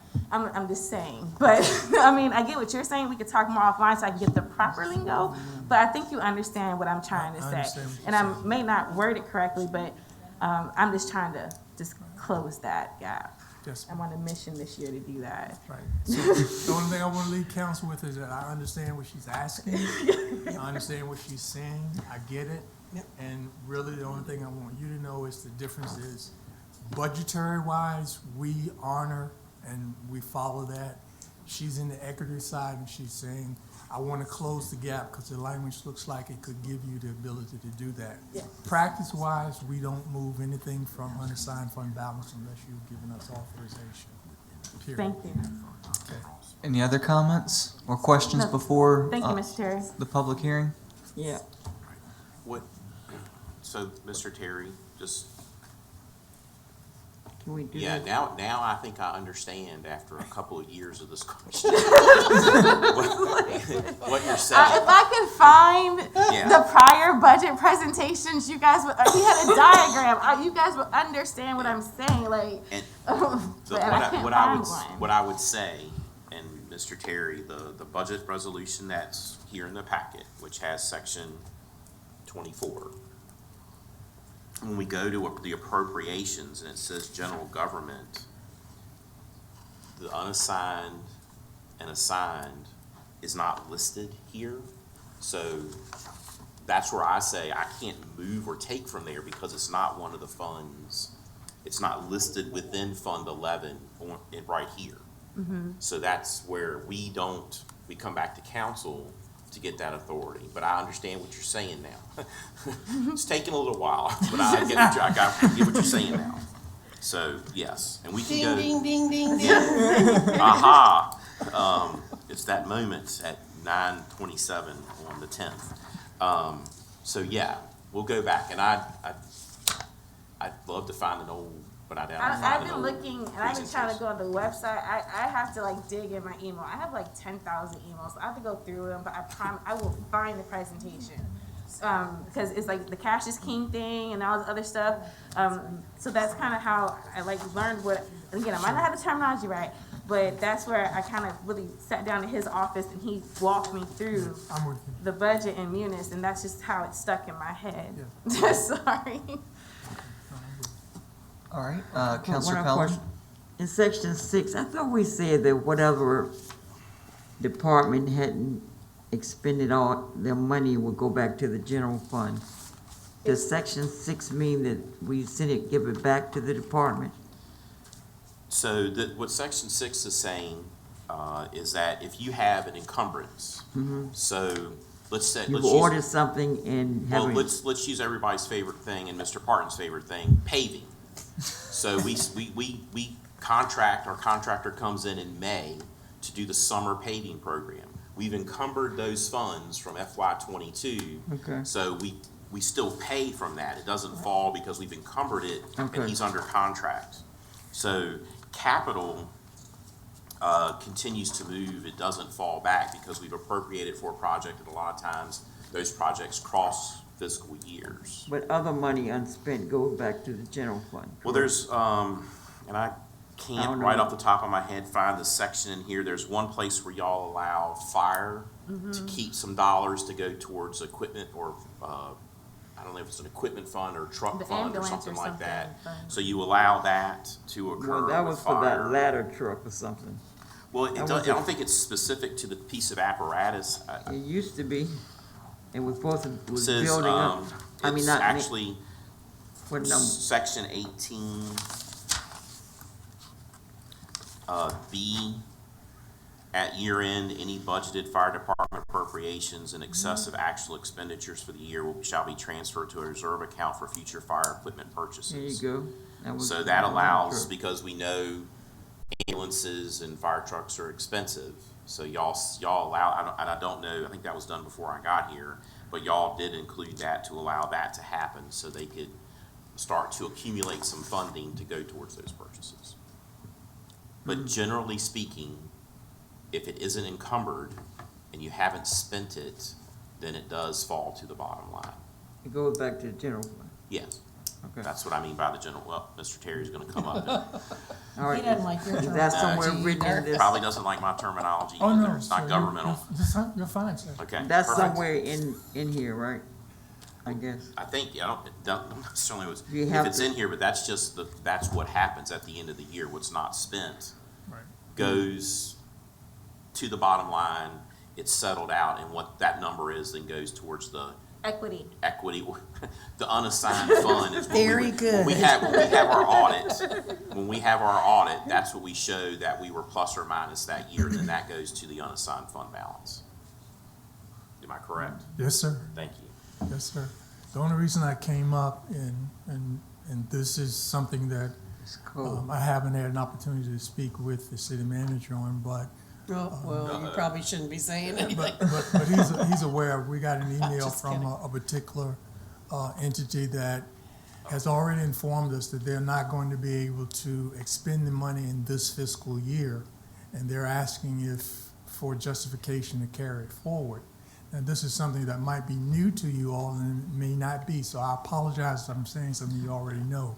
But there's something called GASB 54. That's how where we got this delineation of unassigned, assigned, and so forth and so on. Right. And what's supposed to happen is in the June of the fiscal year that you're closing, if there are any departments that determine they can justify first with the finance director and then with the city manager of unspent funds for a particular program or whatever you might want to term it, which is different than the encumbrance, then that still has to come to city council. And you'd have to hear the merits of why they want to carry it forward. And you vote on it. And then that is carried forward. That's called GASB 54. That's a requirement. We probably may have that this year unless we can come up with something that makes sense. Just so council knows, Yeah. we received a request from the Petersburg Symphony. So you budget $4,000 for them to come to the Beacon and do a free show for the community. Unfortunately, during this year, they lost their conductor, if I remember correctly. Yes, sir. Oh, wow. So they weren't able to do the show, and they won't be able to do the show before June 30th because of that reason. So they sent, I think it was yesterday, Yes, sir. actually yesterday, I sent talked to them an email with a letter asking if we would consider allowing them to carry that money forward. So we just got it, but, and I remember reading the letter yesterday, and they lost their conductor, and they didn't, within the last year, and that prohibited them from doing a lot of shows. So they've asked if we would be willing to carry that money forward. So that's the instance, and we will bring that.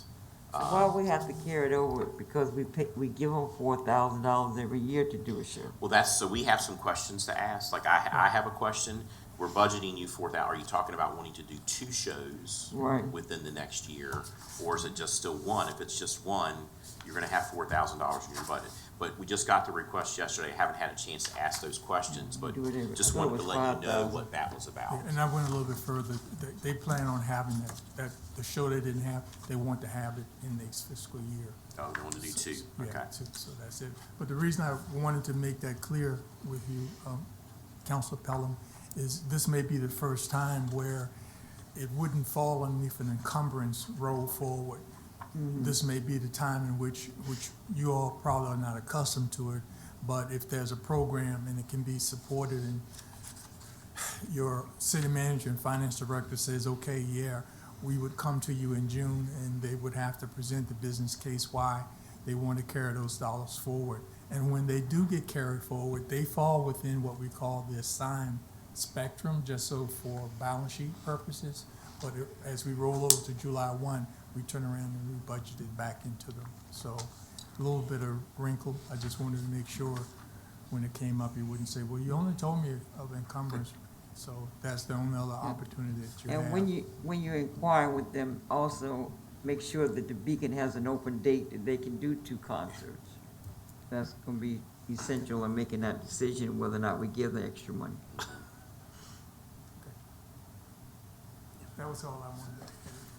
All right. I have one other question. Okay. This is for Mr. Altman. Again, when I was trying to find some of this stuff online, the budget tab on the website just has stuff about 2020. The prior budgets are not there anymore. They're not? No. If you click it, it has like the workflow for 2020's budget, and that's it. Under archive budgets, the real budget tab is about this year. The archive budget tab is only about 2020. So you can't find any prior budgets on our website, and that has to, be fixed because of the rule about 2 clicks things. Archive budgets. And what I would say is if we go to reestablish those, what we have, we can put on electronically. Yeah. I don't know, we'd have to find all those, so, but yeah, we'll look at that. I haven't looked in a while, but the last time I looked, there was more than 2020 there. And I found one, it's when he calls fund balance, it's unassigned and unassigned. Assigned is a rainy day, unassigned is what he calls unassigned. So, there's, I'm on the webpage, so pardon me.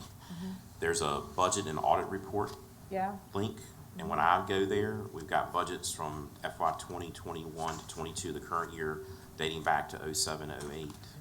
Okay, if you type in budget, just type budget, and what comes up in the search is two options.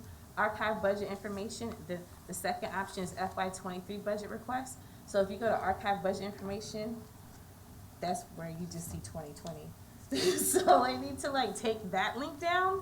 Okay, yeah. And then, I don't know what's up with the search, why it's not going to what you talked about, but it's just when you search budget, so. Yeah, it's if just- so, well, and I'm on my phone, so it's a little bit different than when you're on the webpage, but if you go under the government tab, it'll say budget and audit reports. Yeah. And then that has it dating back to 07, Yeah, 08. yeah, this is the page I was looking for. Okay, all right, So that other page just needs to go. yeah, yes. I knew it was on here, I couldn't find it. All right, well, if there's no more comments, we're going to go ahead and open the public hearing. We didn't have anybody signed up. Is there anyone in the audience that would like to speak on public hearing number 2? Okay, none. Close the public hearing. Moving on to unfinished business. Mr. Altman. Yes, sir, Mr. Mayor, Vice Mayor, excuse me. The last item on the agenda this evening is UB1, which is an unfinished business item related to City Code Section 2-4, the city residency requirements. Council had requested proposed amendments to Section 2-4 to provide residency requirements for council, that which require residency requirements for council appointees and address assistant city manager and department heads. I think this item was put on your agenda originally either in October or November. There are two proposed amendments that were drafted at council's request. One was taking the existing language and deleting the requirement that if a assistant city manager or department head relocated their primary residence while they were employed, they had to relocate to Hopewell. That section was changed to state the assistant city manager and department head shall reside within 30 miles of the city limits of the city of Hopewell during the time of their employment and are exempt from residency requirement. And then the second was a discussion of requiring additional staff to live in the city. So the language was changed to read, the assistant city manager, department heads appointed by the city manager shall reside within 30 miles of the city limits of the city of Hopewell, except for the following who must become residents of the city no later than 6 months after appointment, which were the police chief, fire chief, and the director of public works. I know that council had requested a legal opinion from our previous interim attorney, and I know that you requested the same of our current interim city attorney. I'm happy to answer any questions that council may have. That's the summary of the topic, sir. Well, was there any difference in the opinion, Miss Attorney? We never got the first attorney's opinion, so how would we know? We did. I mean, we never got the first opinion. Oh, I thought you just said that the last attorney did that. No, you requested an opinion. We never got it. But I don't know if you got it or not, but you requested one. That's unusual. Well, I mean, obviously Vita can do it because it was recommended when she was here, right? What?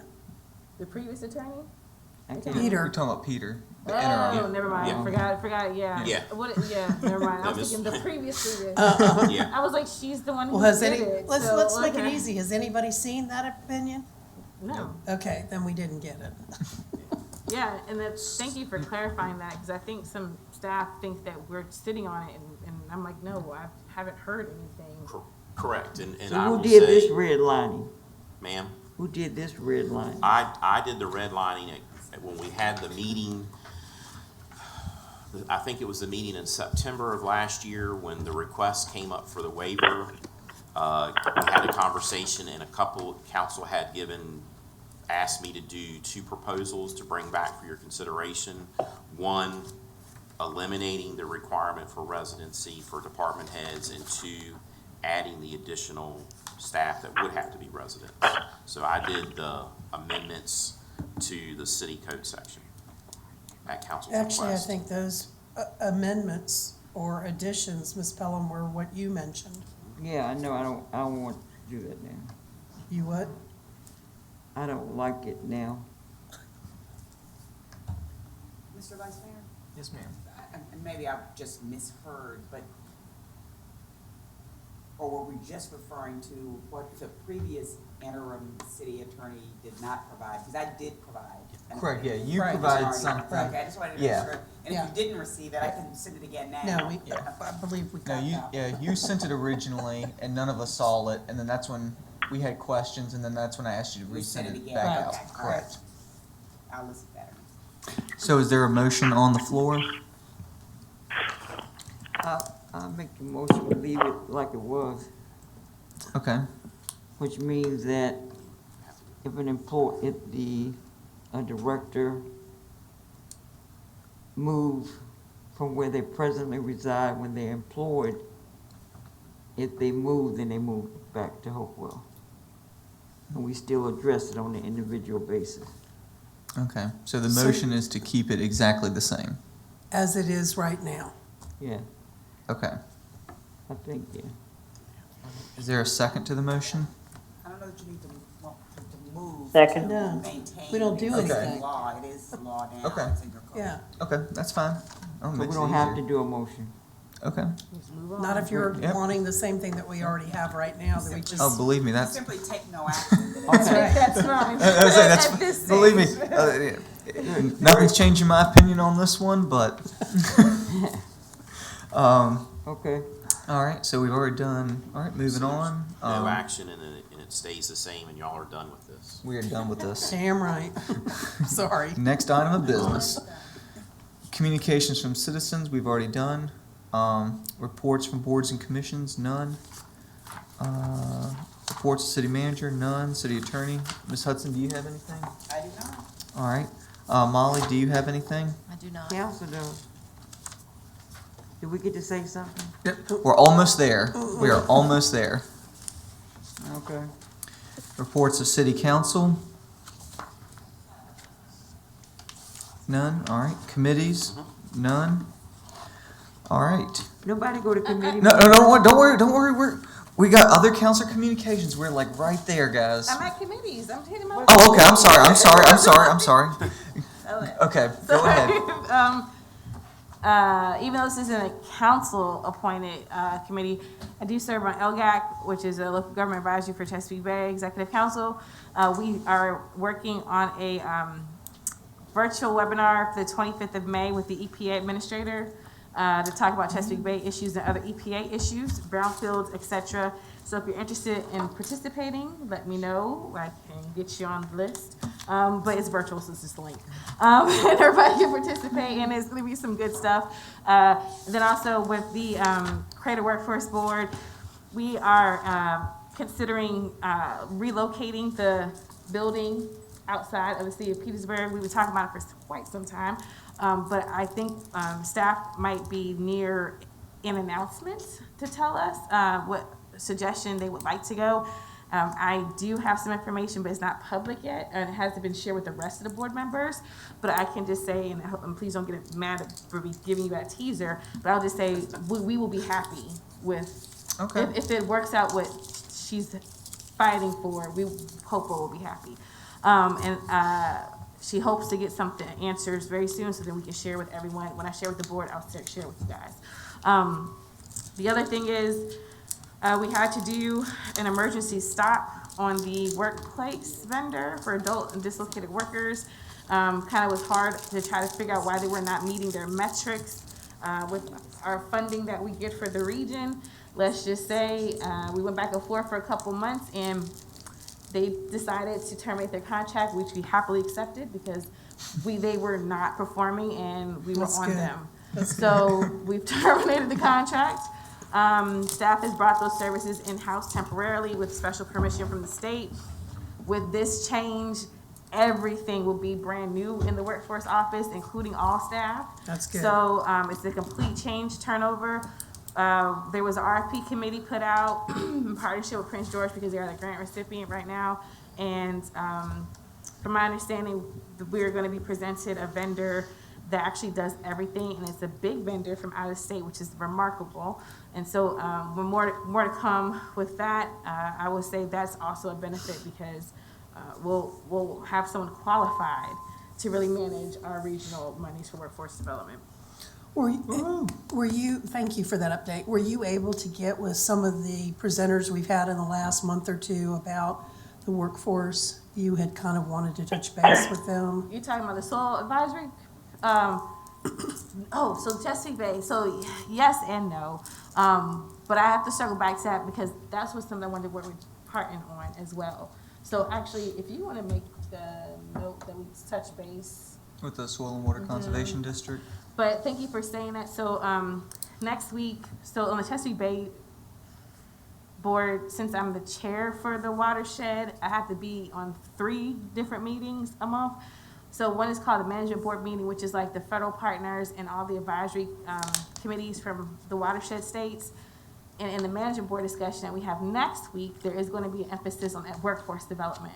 And so I talked to Chesapeake Bay staff today, and they advised that for me to pay attention to that PowerPoint and to look over it and give me some talking points because when we presented to the Executive Council, which this year was in Richmond, because Northam was the chair of the governors, we presented in Richmond, and our recommendation was that we focus on workforce development for localities, technical assistance, and making it federal grants more accessible for smaller communities, or for there to be different type of matching other than financial. And so we also made an ask, a joint ask with all the advisories. There's 3 advisories. We're the government one.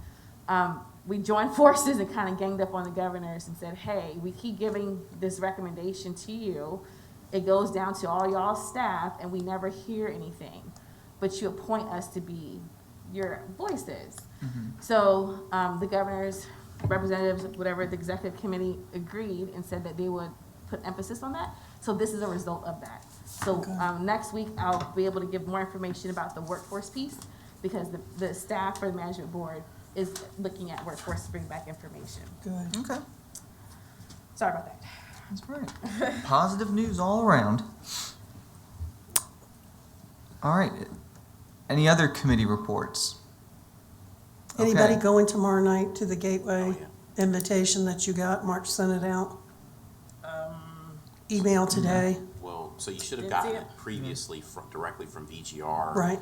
But I sent a reminder out today with the link. It's their annual meeting tomorrow You got night. nothing from VGR previous to this? No, I got I probably something. did. I think I'm not I- checking my emails Okay. right now. It's real hectic at Well, I work. just need to So- know if you did or didn't Texted get me it, about and seeing it. just was curious if anybody was So going. just I as an think FYI, I'm it's going. tomorrow night, 5 to 8 Yes. at the Petersburg Library. Yes. It's their annual meeting. There's a link on the Eventbrite that came in the email. I think you go in and you say. They tell you what to say. Yeah. Invoice me, Yeah. I think, and then but you're not gonna get charged, but Nothing. you just put invoice me, so you can show up tomorrow night. You Where just is need it? to- Where? You said the Petersburg what? Library, the public library. What's 8 to what? 5:30 to 8. 5:30 to 8? Yeah. 5 to 8. I don't know I think about there's a happy, I can't remember the breakdown, but there's I a, don't know, I'm not drinking right now. yeah. So there's like a cocktail hour, and then there's their annual meeting with a sit-down dinner. And they're gonna talk about the farmer project in Petersburg. I think Yes, is the big they're topic. gonna talk a lot about that. What civic? You said pharma project? The Pharma. there's a Pharmaceutical pharmaceutical stuff that's company. coming in. Yeah. Okay. And probably his last presentation too, that he gave to us last time. RIFA. Yeah. For the RIFA, he'll be talking about that some more too. All right. Well, let's do our closing comments of City Council. We're going to start this time with Councilor Randolph. I'm good, thank you. All I've right. said enough tonight. Councilor Pelham. That's not, Good evening. Again, thank you, gentlemen, for coming out. Much is given, much is required group. Anyway, I really appreciate everyone's input tonight. We're glad to have a wonderful meeting. Also, keep our children in prayer. They're doing the SOLs starting today, them. And it's just been such a challenge for the kids. It's just learning in itself. It's just a lot of mislearning with this COVID and staying at home and virtual. So, anyway, I really don't have nothing to say. I just feel like talking. You don't get this opportunity much. I don't, but I like to say No. congratulations to Week my 7, grandchildren personally. They still playing ball and still winning, so. All right, Counselor Denton. Well, now, if you're gonna mention your grandchildren. Go for it. I have to mention my great-granddaughter. She graduates from high school, Wonderful. 2 weeks. And then she's off to college at the University of Utah. Oh. So she's leaving all of us back here in Virginia. Okay. But I'm gonna go visit Amen. and ski. No, you're not. I don't see them ending well. You can watch. Yeah. You can't climb on a ladder. I don't want to see you on No, stage. she can't walk some days, so no. Counselor Gore. Yeah, since we're talking about family stuff, my brother gets married Saturday, so Oh. super excited. And I mean, I really genuinely mean that. And so, I don't sound like I'm super excited, but I really am excited. And my eldest brother, who I have not seen in years, is coming from California, and our family from New York is coming down. So it's going to be good times. We're very, very thrilled and pumped up for all of this, and so we're looking forward to seeing everyone and congratulating my brother and his doctor wife. They're like little Huxtables. I'm like, he's an engineer, she's a doctor. We're like, really? like, set the bar high. Why don't you? Like, Hold on. I gotta ask. I gotta ask. Johnny, do you know who the Huxtables are? I'm sorry. Mr. Vice Mayor, do you know who the Huxtables are? Because That I do not. you should. I'm not that much older than you. God. Seriously, I'm like 4 years older. I make a motion, we adjourn. I can't, Like, I can't that's deal not with it. acceptable. He has the no Cosby idea. Show. The Yeah. Cosby He Show. doesn't know who the Huxtables are. Oh, man. Sorry, that's all before my time, peeps. No, it's not. I'm only like 4 years older than you. Remember That'd be a that. solid 6. Remember that the next time. Look, remember. That's over half a decade. Johnny, remember that you don't know who the Huxtables are. The next time some of us older people have an idea and you're thinking, well, they don't know what they're talking about. But everybody knows the Cosby's, though. I don't know if that's an age thing. I think that's, I don't know. That's a little weird that you don't Bill know. Cosby. I was much more into Steve Urkel. Oh, that figures. Oh, Family Matters. Okay. Okay, I'm gonna. Oh, hold on. I want to say my one bit of good news. Since we're talking like positive family stuff, my sister's fiance is in town from Korea for 2 weeks. Oh, So good. it's real exciting. He's back from, well, not totally back yet from his Korea deployment, but he'll be back in 2 months permanently, and then he'll end up going to Fort Campbell. So, Oh, I used to live in Fort Campbell, basic good bag. so it's exciting to have him around. He's doing a lot of nice house improvements for all of us, so we thoroughly enjoy him. With that, I will take a motion to adjourn. So moved. All right. All in favor, say aye. Aye. Any opposed? All right. Yes, I'm opposed. Oh, Brenda, please. 7 meetings in a row, guys. So where are they getting married? In Dinwiddie. Thank y'all for coming for real. I don't know the name of the venue, but it's something Farms. Oh, there's A wedding place. Something probably Wedding there's Farms a or something. farm that does where the walk through Bethlehem went to. I bet you it's there. Something Farms. Like Yeah. a big Well, that's cool. barn-looking thing that they're doing. We can make all. Yeah. Oh, wow. My legs actually fell asleep. All right. Usually the mayor, I'll take these. I'll Okay. put them in that packet. This is